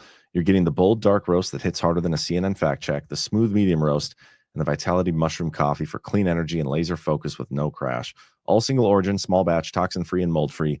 Plus, you're also getting a gold spoon, strong enough to stir up your coffee and your mother-in-law's political opinions, and a black 1775 tumbler that says, I don't take life advice or caffeine from a woke sea witch. $170 worth of coffee and gear, yours for $99. This is for the ones who've been watching 1775 blow up on Rumble, wondering if it's actually worth it. Spoiler, it is. Go to 1775coffee.com/studio and grab your starter kit before they're gone. Bold beans, clean fuel, and a morning routine that stands for something, just like Rumble does. Thank you to Rumble and 1775 Coffee. I'm straight. All right. So Trump-Putin, they had the phone call on Monday. It was like a 2-hour call. They talked about all sorts of bro things, their besties, ending the war in peace and economic deals. And then right after that, Trump had a call with Zelensky and a bunch of Europeans. And His handlers. Yep. And he even mentioned the Vatican being in there for holding the peace talks. And so that's kind of where it's at as far as I'm aware. Like the peace talks that were supposed to take place in Turkey didn't happen. Nobody showed up except Zelensky, which is kind of hilarious. Right? He did show up, didn't he? I don't think Zelensky did. Zelensky went to Turkey, but he didn't go to the meeting. Because nobody else went to the meeting. Yeah. That's so Which funny. is even more embarrassing. Yeah. Right? It's like driving to the party and getting out of the Uber, but then like you won't go in. You're like, I'm not going in unless because there was no party. Right? You weren't invited. Like, the party was in a different place. You're just I didn't want to go anyway. Yeah. Yeah, so I think that's what we saw. I think we saw the cucking of Zelensky. I'm a big fan of Zelensky, the fictional character. So any new viewers to Badlands, don't freak out. I'm a big fan of our boy Z. He's the greatest fictional character we have right now on the game board, I would say. Although our boy Blue is back. So let's give him his flowers, his last flowers. Great character. But yeah, our boy Z, he got cucked there. There's a few things to come out of the Turkey meetings. I mean, the big thing, I think, it's stuff we've been saying for 3 years. Russia, the mainstream media is framing this as Russia's maximalist demands. They're using the term maximalist, which is good timing with the Bitcoin pump. But their demands are the same they have been from the very beginning. We've said this a million times. That's why it's not really a fresh take that we have tonight. We have been saying on this show for 3 years that the peace deal that either Zelensky or somebody on his behalf is going to come to the table and sign with Vladimir Putin is going to be identical to the one that Putin offered in March of 2022. And that is, nothing has changed. But Trump is going to get public credit in the central narrative as the one who essentially brokered that deal. One of the things I say in my writing a lot is, I've said this on the show, I don't believe in perfect phone calls. I don't believe that I'm not saying that Zelensky is a white hat, but I do believe he's leveraged and was leveraged. This is negotiating 101. You're caught between the two most powerful militaries in the world. You're going to do whatever the hell they want you to do, by hook or by crook. So I think Trump's 2019 phone call with Zelensky was perfect. And whenever I see a headline recently of Trump holds phone call with X, I see them as pure narrative deployments of we're just moving into the next chapter of the negotiation. I think everything between Trump and Putin has been figured out a long time ago. And, we're never going to have emphatic proof of that, but we are going to have gravitational proof of that if we're right and if the eventual deals look exactly like we said they were going to look and like everybody in the media is going to be shocked by when they come to pass. Yeah.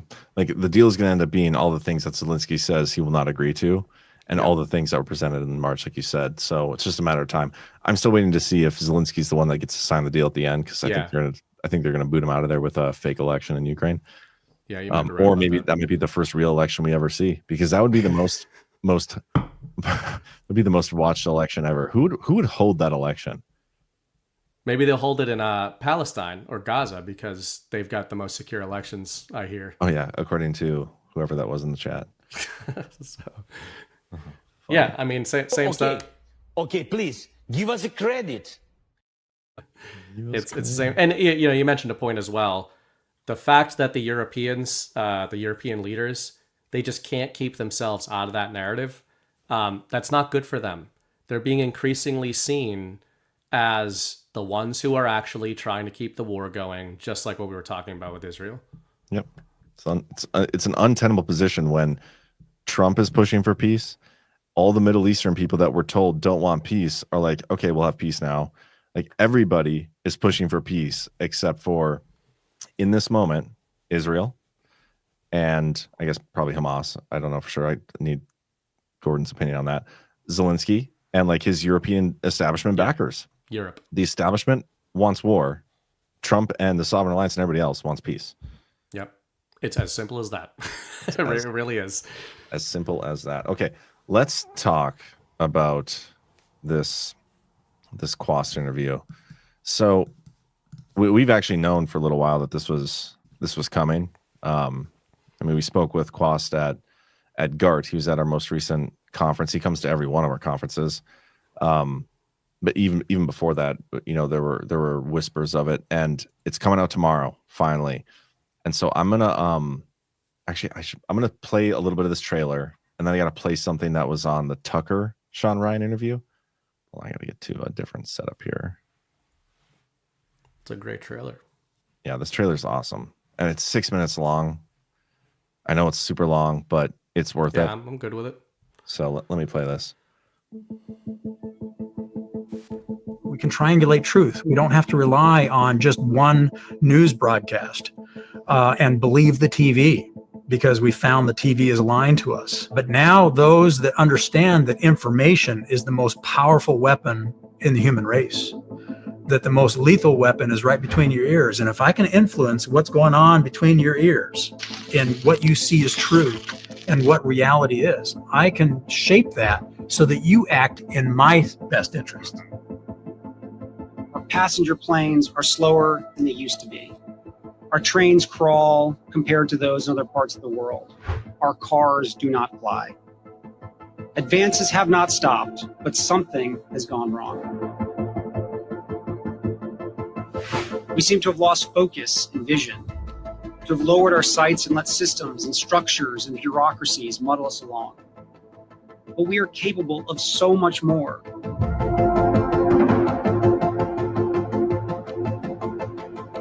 Space is the place where if America does not change our strategy and how we're investing in space, we will become victims to others that use space as a way of dominating the energy market, but also the information market. Microsoft announced their quantum computing capability, which is just next level. They need to cool it down to 80 millicalories. There's really no way to cool it efficiently down to that level. Helium-3 can do it like that.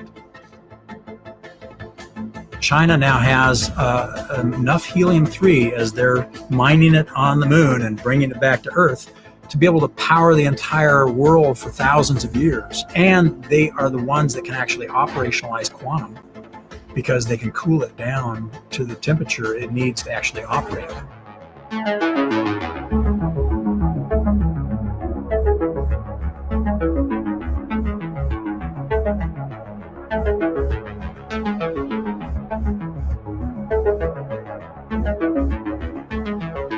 This technology can be built today with technology that is not developmental.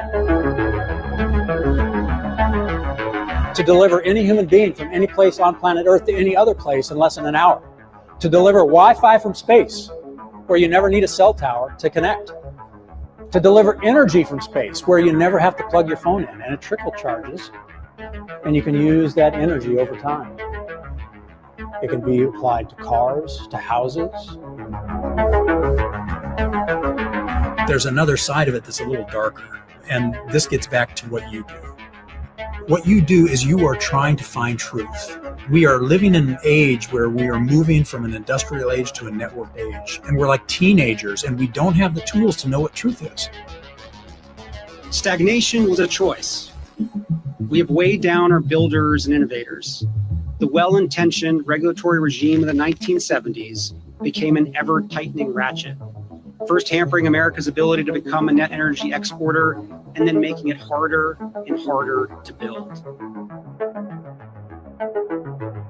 Our government tells us stories about what is true, who's the bad guy, who's the good guy, here's why your tax money needs to go to this. $8 million for making mice transgender. This is real. And we all believe it because we love our country and we don't want to be at war and we don't want insecurity. We want peace, prosperity, and health for us and everybody on the planet.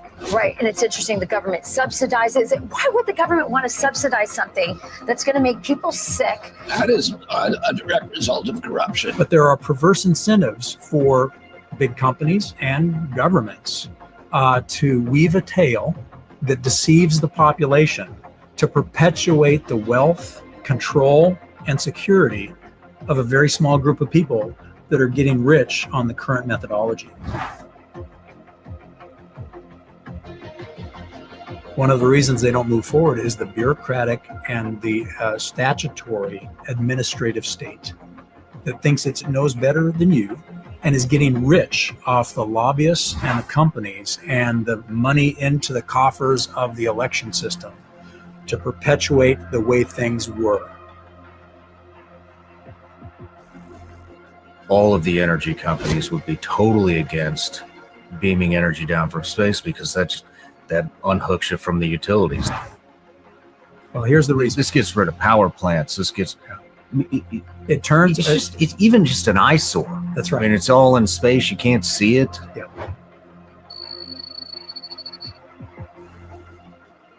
The legislation that President Trump championed to get a Space Force written into law will be the wedge in history that protects America.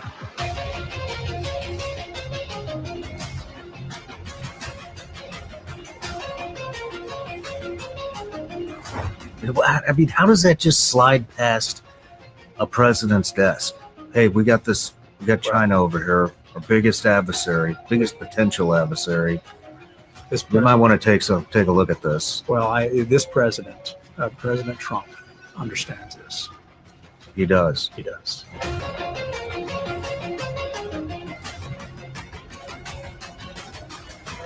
So good. And it's coming tomorrow. Now I got to play one more brief clip and then we can have this discussion. So Sean Ryan this week also went on Tucker and he brought up General Quas and he said something here. It's just like a 20-30 second part. But this is going to kind of hammer home that point that it's regime approved now. Everybody can talk about it. We have advances. Like we just interviewed this guy, Steve Quas. And do you know Steve Quas? No. Holy shit. Fascinating guy. But he talks about next generation energy and the fight that the utilities companies don't want us to have new energy. But anyways, what this guy does is he has a company called Space Built, I believe. And so he has basically created a logistics company where instead of launching one satellite up, he can, which he says that's extremely expensive, and sometimes they break and they're fragile, and they have to make the satellites bulletproof, which is a ton of weight because they have to be able to, withstand, going through the atmosphere. And so what he's done is he is building a logistics company where they don't have to make the satellites bulletproof. You can make them 10 times bigger than the satellites that we have, and you launch them up in sections and pack them safely so that they can make the trip without having all that extra weight to be bulletproof.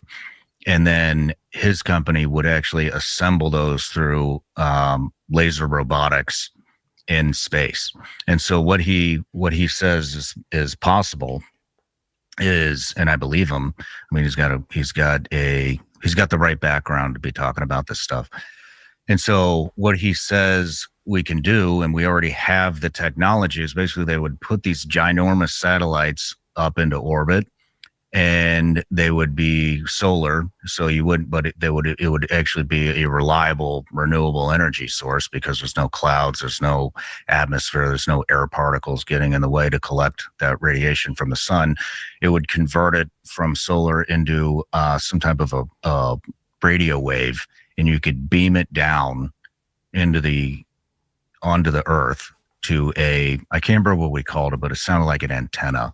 So it was a little longer than I thought. I didn't start in the right spot, but that's the part there, the beaming energy down to earth. I interviewed General Quas. I think it was first interview he's done like this in a podcast back in February of 2023. And in our discussion, I brought him on because of the Chinese sky circle, the sky balloon, to talk about that. But throughout the conversation, we literally talked about this, the beaming energy down. I can even play it. Something that kind of struck me earlier, you said deliver energy from space. Like space has the capability to actually beam energy. We'll play the whole thing. Just want to play that part to show you. When it comes to, it's something we've talked about so many times, is like General Quas. He's absolutely brilliant, and I feel very like blessed and lucky that he's part of our community. He comes to all these conferences. He's a Badlander through and through. Goes to a lot of the Badlanders meetup. I'm sure he'll be at the Lakeland one. Just all around great guy.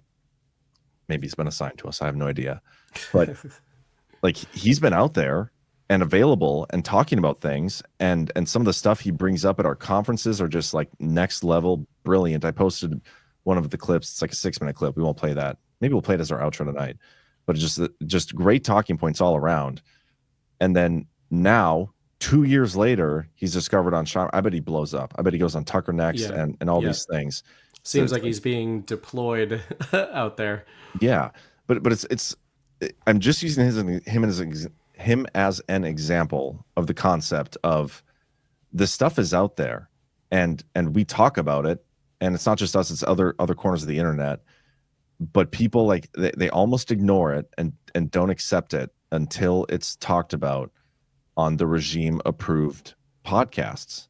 And this comes back to that cheerleading concept we talk about all the time too. Like we're all super excited about Quas going on Sean Ryan and being talked about on Tucker Carlson. And I am definitely excited for him and those opportunities.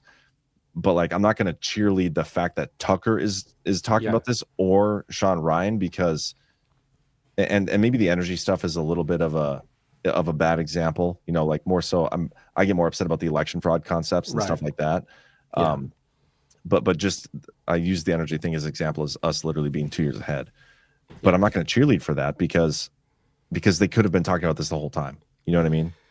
Yeah, I totally agree with that part of it. And, you know, you can separate what Quas is doing. You know, he's talked, we've had conversations with him in public and in private about communication and all that kind of stuff. And, you know, I'm not talking out of school here. I just mean on a macro that, especially when it comes to Donald Trump, we talk about Trump as a master of narrative warfare. I consider Quas to be one as well. He's one of the things I had said on Twitter last night maybe was Steve Quas is one of the best communicators that I've ever spoken to. He's just, you know, whether he's right or wrong about whatever you're talking to him about. And I'm sure everybody who's come to our conferences, he's very generous with his time, who has spoken to him. He's probably mostly right, by the way. Yeah. I just mean, you know, he's great at elucidating his thoughts. And one of the things I'd said on Twitter that brings me to the point you're making about the Sean Ryans, the Tucker Carlsons, is that he is really good at traversing narrative layers. So in the info war, you know, we talk about normies, right? There's like the normie layer, but we all acknowledge that there's layers to the normies. There's like Fox News normies. There's MAGA normies. There's the Q audience. There's Anons. There's the info war. There's Badlands normies like CanCon. Yeah. He's the only one though. He's the only one in that layer. Badlands normie. There's, you know, there's Bitcoin maxis. There's all these different layers and audiences that you're talking to. And I think that Trump is able to speak to multiple layers at the same time, which is what's so brilliant about him.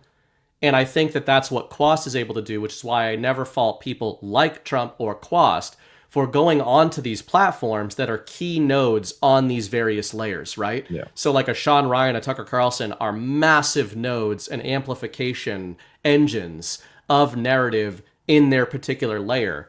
And I can we separate those two things and say like, but the major point here, I think, is that this is why we are so adamant, and again, Chris, who is in chat, talks about this all the time. We are so adamant about trying to speak the truth as you see it, when you see it, acknowledging that you might be wrong. It might turn out that you're wrong about it. But on the subject of energy, it's going to be really important, even though it's not a big political topic.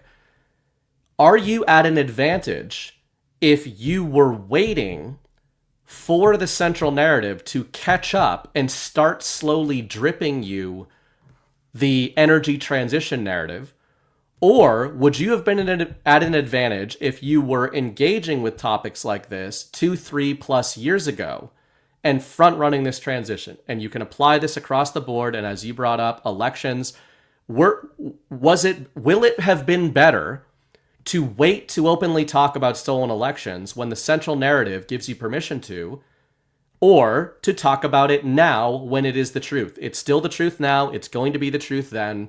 That's all we're saying about these, these gatekeepers, and that's really what they are. So, Quas is using them effectively, but that's what I see them as. Yeah. I mean, absolutely, Quas should be going on all these podcasts. But for me, my issue, it's not even whether or not it's better. It's like people like Sean Ryan, people like Tucker Carlson, all these big, huge accounts, they have access to more people than we do. They have definitely access to the same information, at least, if not better information than we do. And that means they've had access to the same truth that we've found. Like the election fraud stuff is my favorite example, because all these people had access to the same stuff we did. They saw the same things we did, and they could have been talking about this on their big platforms the entire time, but they weren't. And that's a morality issue. It's morally wrong to not be speaking about that, because that is the truth, but you're choosing not to speak the truth for the platform. And then we celebrate it 2 years later, 3 years later, and then it's okay for everybody to talk about that stuff.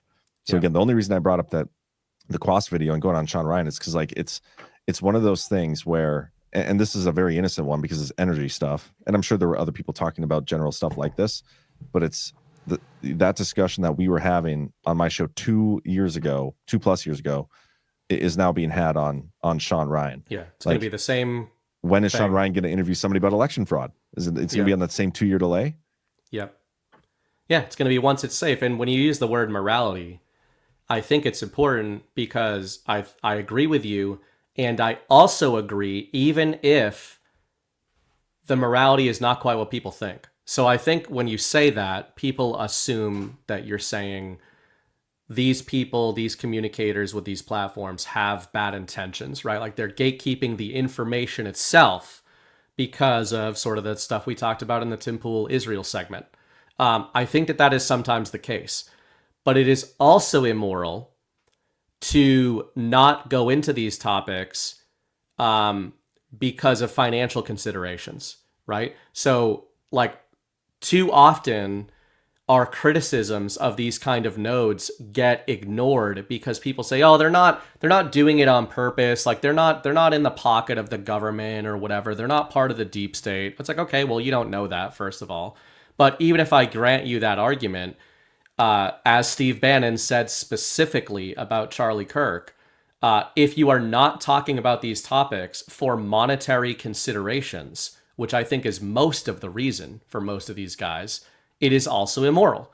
And, you can do that if you're just if you're into entertainment and that's what you're doing, you just like having conversations and entertaining people, knock yourself out. I don't think everybody has a responsibility to talk about this stuff.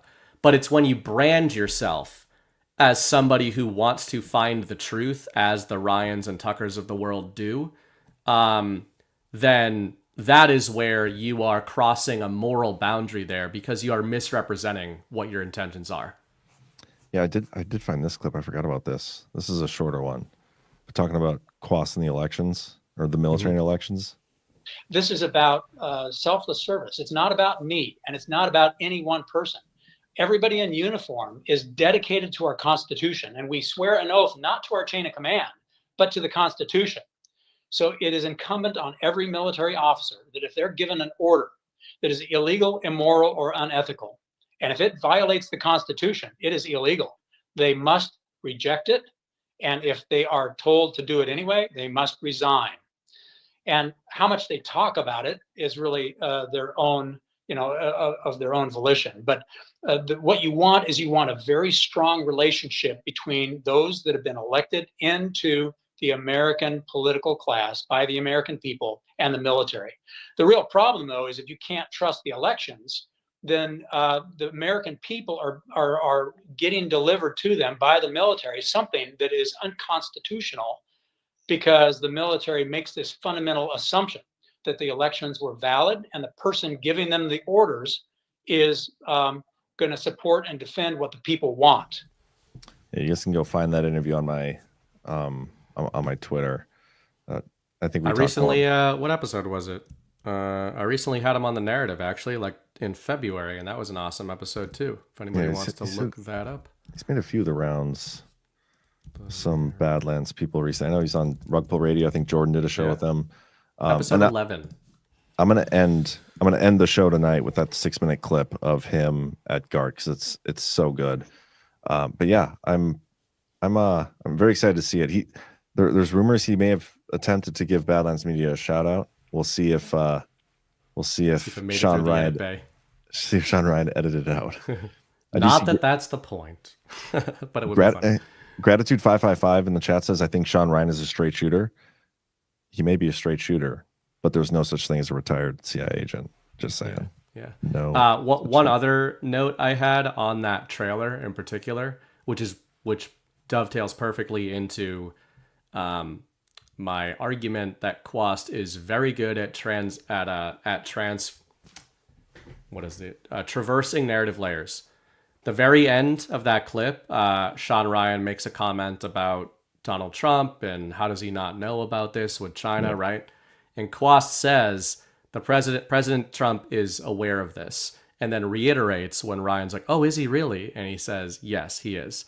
I loved that as an example because you can be a normie Sean Ryan watcher and go, "Oh, well, that's interesting. This guy, this general is speaking from a implied position of authority and seems to be suggesting that the Trump administration knows what's going on." But I also really liked that comment because it, in my view, what a lot of these influencers do in the conservative sphere, quote unquote, is they sort of backhanded compliment Trump and MAGA a lot, where they're like, yeah, I mean, he's better than the deep state, but there's this implication that Trump's kind of an idiot who walked ass backwards into all of his success. And they will often do this in their interviews where they will ask questions that would lead their viewers to believe that Trump doesn't know what he's doing. Bitcoin people do this a lot. Now, people like G-Money do not. They know that Trump knows exactly what's going on with Bitcoin. But a lot of Bitcoin people do not know that. They think Trump is just an idiot. So I really liked that Quast sort of nipped that in the bud right away and just said, you're not going to neg Trump in this interview. I'm going to let you know that he is very well aware of everything that we're talking about. Yeah, I agree with you. Chris made a really great point here in the chat. This is something I just want to preview. We're going to talk about this probably Saturday, but that segment I just showed of the military with Quas and stuff. Damn, I forgot about the segment. So good.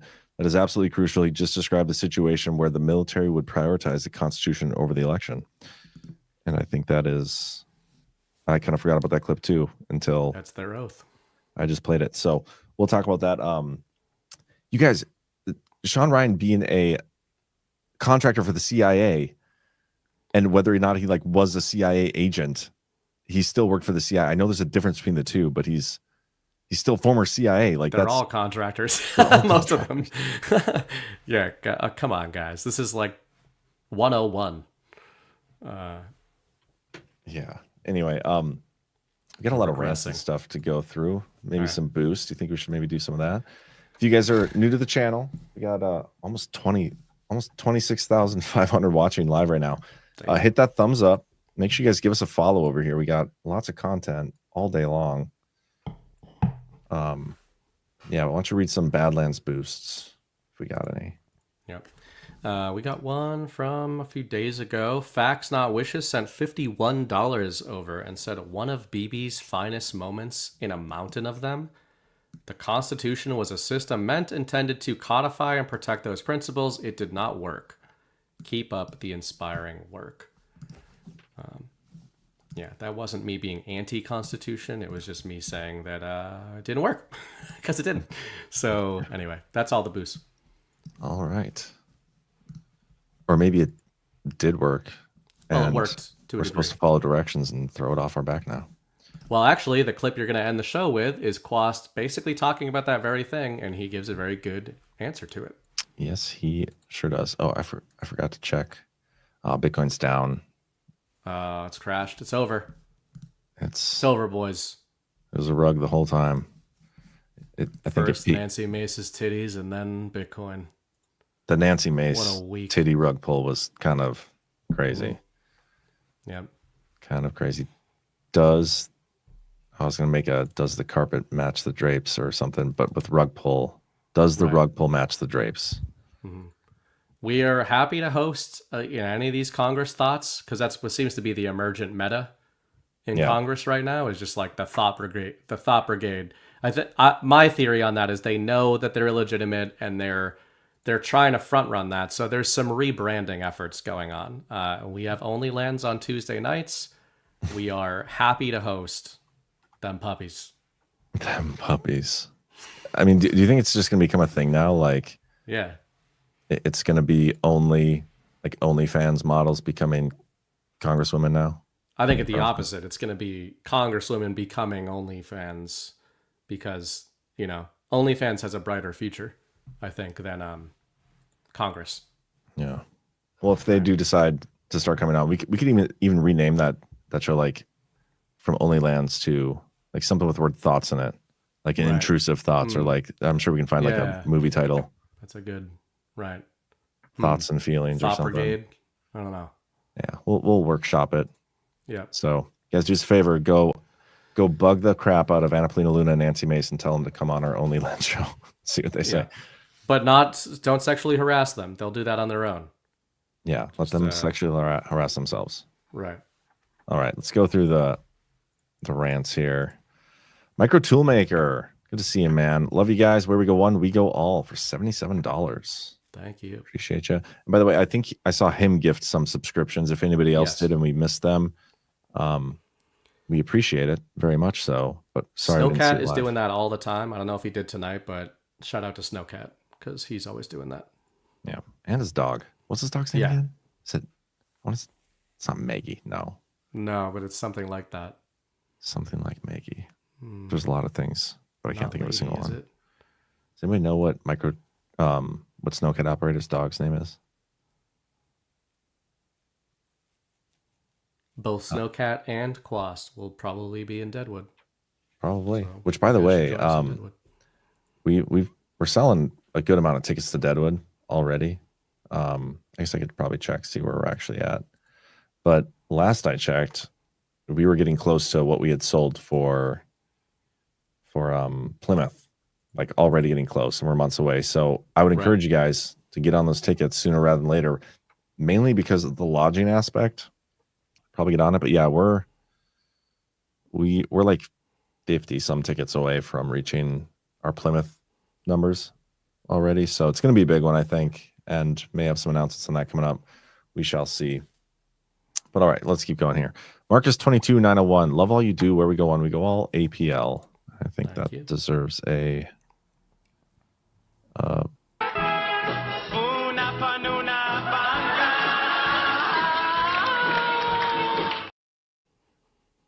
Sleep State says, hello, I'm new here. And I don't believe you. I've seen that name a million. Yeah. And he's got the subscriber badge. Yeah. But thank you. Welcome, Sleep State. Jody Ivy Run. Jody Run, whatever. $50. If this is a show, it's the best one I've ever seen. John Badlands is my news network. Awesome. If it's a show. This is a show. Well, thank you. Thank you for the rant and the compliment. Marcus 22901, because it's not homegrown, it seems to be a psych op on either us or the people in Africa. Did you see his shit-eating grin when they were chanting about killing? Yeah. It looked like a guilty grin. It seems like some sort of like reverse race play type thing going on with the psych op. But anyway, Lucy the dog. Israel's been giving up land for peace for years. What? For a second, I thought that was the name of Snowcat's dog, but oh no. Does his unless Lucy also chats? Does his dog have an account on Rumble? She might. Anyway, Israel's been giving up land for pease for years and years. Leah, somebody in chat. Sorry. Oh, Leah. Okay. Leah the dog. Yet they get condemned every time they get attacked. I recommend that you look into the history for yourself. God bless Israel. I'm not saying like they shouldn't respond in some way when they get attacked. I'm saying the bombing of innocent children is bad, no matter who's doing it. That's where I'm at. Yeah, that should be pretty okay. Deborah Stars. Abbas is waiting in the wings with a rapport with DJT. Abbas? Abbas? That's a ghost topic. Yeah. Mahmoud Abbas, the Palestinian president, although Palestine doesn't exist, depending on who you're talking to. So, yeah. Babbage 3. John, I heard you were late to the narrative this week. Here's what you missed, and it's this clip. Yes, I'm a known avowed terrorist, but now I'm gay. I'm down with gay stuff. Very much reminds me of this clip. This went up my ass. Don't clip that. Love that one. The Jolani. I was gonna say that's the third character. He's rising up the ranks. I just think he's gonna be a cameo though. Who? In terms of being one of the best characters, Jolani, the Syria fake president. Oh, I was thinking like Joe, Joe, Lonnie. No, that's like one thing. Could be the same actor for all we know, but he's one of the best currently. I just think he's great deployment of taking over Syria as an avowed terrorist and then immediately making it gay to ingratiate yourselves to the liberals. Great. It was just chef's kiss deployment. So why are you gay? Yeah. I'm into it. 1027 JS for $20 says, thanks, guys. Thank you, Joe. Appreciate the rant, fellow North Dakotan. Another 179. Thankfully, I got the truth from CNN. Trump screened a video he claimed was evidence for his false suggestion that white South Africans are being subjected to genocide. See, that's what I'm saying. The mainstream media gets in there and they're just saying everything he's saying is false. I don't even know if that's a direct quote from CNN, but I believe it either way. I think it's legit. I think that's, I'm pretty sure I saw clips of that. Wow. Angie K, fatal shooting just now at a Jewish museum. Shooter claimed it was because of Gaza. Is this what is needed? We need to all watch what we say. Hamas puts people in harm's way to get sympathy. You know what? I'm not going to just... I saw the clips of this. How many false flags? Like, they literally bombed our own Twin Towers to get us into a war. You don't think they would... Maybe I shouldn't even say it, but... Which is also related to Israel, by the way. Yeah. But I'm going to give that one the 72-hour rule before I... Also, even if true, no, we don't have to watch what we say. We do not advocate for violence. We never have. We just speak what we believe is the truth when we believe it. And we will never be cowed into not talking about what we think. That's what makes us different than other people, including whether you're a self-described truther that doesn't give yourself permission to front run the truth or not. No, we will not ever cow to what other people want us to say.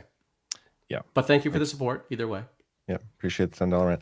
Definitely think all killing is bad. Always. So obviously disavow the death if it's a real one. Of course. Isaiah 53, Delta, $100, by the way. Thank you so much. Delta post 1424. Follow the pen. Think timing. Coincidence. The attacks will only get worse. They are losing all control. Q. Don't know what. It's a good one. Referencing. Who knows? I do like follow the pen stuff because whenever like I would get so many messages from people about that, like it must have had to do with the executive orders. I'm like, yeah, must have probably. Well, it could now that those are going to be undone through an auto pen narrative. Yeah, I'm getting a little concerned about the executive order game right now because they teased me in the first day of Trump getting in office, like not even 12 hours into it, and we had hundreds of stuff on the presidential website to go through, and it's been a very slow process since. Right. For me. Anyway, Isaiah 53 says Otto Benis. Was that supposed to be a B or something else? Isaiah 53, Brain met Biden, was in total control of the pen. Guys, nothing to see here. The media will walk you back to your hypnosis. Don't follow the white rabbit. Yeah, the A321 says if Trump proves that Biden's actions were illegitimate, then we can deport them all. It's an interesting way to look at it. Tiger Girl 76. I always watch y'all on replay on 1.5 speed. Watching tonight in real time is hilarious because y'all sound super slow. Another great show as always, gentlemen. Thank you. I watch everything on double speed. Yeah, I go from double speed to 1.5 depending on how much I want to pay attention. Mighty Brush 68. My 13-year-old son knows every Trump meme deployment, i.e. South African president. His demo group loves Trump too. BB is right about that YouTuber dude. Badlands doing the same for me. God bless. God bless you. Layers. Layers. Dave 321. Wait, so space is real again? Does this mean that the Earth is round? I've kind of always thought the Earth was round. Never really fell for the flat Earth thing, but I haven't been to space, so I can't verify its authenticity, and I haven't been far enough out to verify the Earth shape either. So YOLO. Doesn't really matter to me. Yeah. Isaiah 53. Sparge is gay, but not fake. I don't know who Sparge is. And then he says, typo for $2. Space is gay, but not fake. And this time he spelled space right, but spelled gay differently. Did you get the Kitty Kubiak one? I did not. Kitty Kubiak. The moon is not a rock. Nobody will mine anything on the moon. Space is fake. Elon knows it's fake. And then a Rumble video about the firmament. I will check that out. I also think that sometimes even flat earth people get a little caught up when, you could be using the same terminology and they could just be using it in different contexts. Can be. I lost my spot here. Hold on. All right. QFan Addict, you may have already covered it, but I got on late. So wondering if you were aware General Flynn posted ThinkX 2 to 3 days ago stating DJT was POTUS for 2020 to 2024 with no mention of words. Huge Devo proof in my opinion. I would agree with you. I did not see that, but I've always kind of not necessarily thought he's president, but thought there was at least some level of control there. Flynn also not holding the line on the Epstein software update. Oh, that is an interesting one. And Bannon as well. We never really talked about that. Was Chris talking about that earlier? Or CanCon? I forget who it was. Maybe we'll save that discussion for Saturday. Yeah, that's already getting a little late. Topic. Yeah, because that's Chris, if you're still watching, or Ash, I know you're watching. Somebody remind me to have that discussion on Saturday. JK Nerdy, thanks guys. Don't have to read this. Thank you, and I accidentally did. Tamara C. Flats, Deadlands tickets bought. Awesome. Nice. Looking forward to seeing you. Julie JN, oh my gosh, that's what I thought about Quas. He was assigned to you. That's a joke, but yeah, a lot of people have said that. Isaiah 53, get Collins on again. Oh yeah, I had my first Trump administration official on today. Oh yeah, Secretary Collins from the VA, Secretary of the VA. Ask them why we pay taxes. Why should we pay taxes? Yeah, I've asked two congressmen now and a cabinet member at why we pay taxes. Yeah, and, I was saying first one to answer it correctly gets something. I don't know, legend status. Answer correctly gets to be my witness in court when I say this guy told me I didn't have to pay taxes. Yeah. But no, yeah, that was cool. We're getting closer and closer, inching our way closer to Trump. So to G money. Interviewing Trump. Interviewing Trump. G money will be the one who interviews him. Yeah, but we are going to try to get him on again. I think the last question I asked him was about, the VA loosening restrictions on cannabis and how do you say that word? Psilocybins. Yeah. Psilocybins. Yeah. Without an S at the end. Yeah. Whatever. We're gonna try to get him on and do like a little roundtable thing with CanCon, for obvious reasons, cannabis conservative, right. And have that discussion. So we'll see what we can do. Yeah. And then on that note, when people think that Quas was assigned to us, we mean kind of in the sense of like a special needs aid, because we're trying to just navigate this stuff and keep us in bumper lanes. Yeah, somebody sent a clip here. Calling us retarded, not Quas. We are retarded. Quas is brilliant. Julie Jan, APL is the niece of one of the Badlanders. He was at our meetup in Sacramento this past Saturday. He was at Vegas. What? Interesting. Give me an interview, Julie. Do you have that guy's number? DM me on Twitter. If we can get APL on OnlyLands, I just want to get her on the Daily Herald, so I can be like, as a gateway drug. What is it like being an Instagram influencer in Congress? I'd be polite. I'm very professional in these interviews, but Ask I will. her why we pay taxes. Oh, I will. She'll be the one. She'll be like, we shouldn't. It's like, Why did so she gets legend status? It would be legendary. Yep. We'll see if we can line that up, Julie Jan. Thank you for the rant. Isaiah 53, strong work, dudes, for $100. Oh no, these are awfully generous tonight. Thank you, Isaiah. This baby is squirming all over the place. Baby squirming. Okay, well, we'll get you guys out of here. I'm just going to pull up this clip of Quas here, and we'll end the show with this. This again was at our most recent Great American Restoration Tour stop in Plymouth. We have our next one coming up in August in Deadwood, my favorite place in the world. It's going to be a big one. Going to have a lot of people there. Quas will be there again. I can't recommend enough to try to get it to one of these. They're great. But this is Quas at this one. So hit the thumbs up, everybody. Make sure you give us a follow here. BB, catch you later, man. All right. Good shit. Good shit. Historical example under the category "There's nothing new under the sun," and it was World War I. It was England, and in England in World War I, as they were looking at new technologies, and they felt like they were the most powerful country in the world, using Napoleonic warfare, lining up shoulder to shoulder. They could see the development of the machine gun. They could see the development of gas as a weapon. And if you were a young man in England that was asking the question, what are these technologies and what does it mean in the art of war? What does it mean for how you win? You were ostracized. And the perfect example is Winston Churchill. He was the one saying, England, slow down. Do not rush into the trenches of World War I. Because we don't understand how the tank and the machine gun and gas warfare is going to affect the tactics, techniques, and procedures of Napoleonic warfare. We need to study it. We need to be careful. We need to be cautious. But they literally were propelled by this sense of aggressiveness. And I know that sense. I mean, as a warrior, I know that sense of to hell with it, damn the torpedoes, full steam ahead.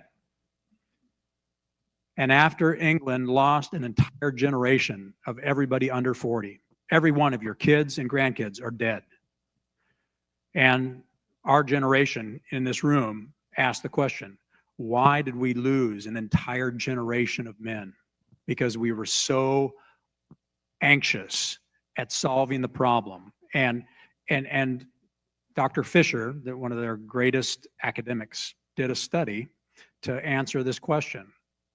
And the answer was, it was not due to a lack of aggressiveness or a lack of precision or capability or ethos or nobility. It was a country stuck in a mindset where they could not have vision about how you transition into a new age. And it is all about timing. And so as they ostracized Winston Churchill, in just as they were entering into World War I, and he was literally put in the penalty box of politics until they reached back and resurrected him before World War II, because they could see the same problem, where they didn't have an answer to mechanization and blitzkrieg of Hitler and Germany. And that's where Churchill helped them take their time to develop a strategy that was superior for the transition. The analogy does apply to what we're going into. And G-Money is right that this is coming. This is going to be a part of a future where we can take back our power in ways we didn't even think about in the industrial age that are coming in the digital age. But there's also the balance of not just letting our emotions of the fact that we are prisoners and we are slaves rush in where fools should not rush in. And the young generation, the old saying, if you're not a liberal as a youth, you don't have a heart. If you're not a conservative as an older person, you don't have a brain. The young generation has a tendency to rush in where fools should not. And so as we think about these institutions that were put up for a purpose, one of the important principles that I'd like your reflection on this critical question of how aggressive do we approach this as a class of warriors in this room going out to plant the seeds of a revival, of the truly restoration of our country, which is why we're here, asking this question of timing and understanding. Because anytime a new leader comes in or a new generation comes in with a new problem, it's very tempting to just tear down the old institution. But if you don't understand why smart people, as smart as you, built that institution, even though it's been corrupted, even though it's been bastardized, and it is no longer serving the function it was designed to serve, if you don't understand why it was there, you could regret tearing it down before you have built and tested the new thing that does the same objective that has not changed. It would be like living on one of these islands that's a cliff on all sides, and somebody built a fence around that cliff so the kids could play free and run around and never worry about falling off a cliff. Some new leader comes in and says, why is that cliff there? You know, it obstructs the view of this beautiful, beautiful cliff. They tear down the fence, and then a child falls off. They're like, damn, now I know why they built the fence. I wish I had thought through this before I tore down the institution that had a purpose. The institutions of the future will be different than the institutions of the past. When we went from the agrarian age into the industrial age, we didn't need kingdoms and serfdoms, but we tore them down so quickly that chaos, violence, and death ensued. The same happened in every epic change. And that's really, in my humble opinion, why President Trump is taking more time than we would like. Because I think he has this sense that if we move too fast, we could lose our young and regret it. But G-Money and Chris, I mean, they're right in the sense that if we miss that tipping point, we may be enslaved where we can't get out of the problem. Where is that balance? This is where the wisdom of the old generation actually come into play, where you study, you learn, and you're careful. So the question for the panel is, where are we at right now? The timing. Why now? And is now the time to say, I'm not abiding by any rule, any institution, because you're all corrupt, and I am enslaved? How much time do we take for this to work?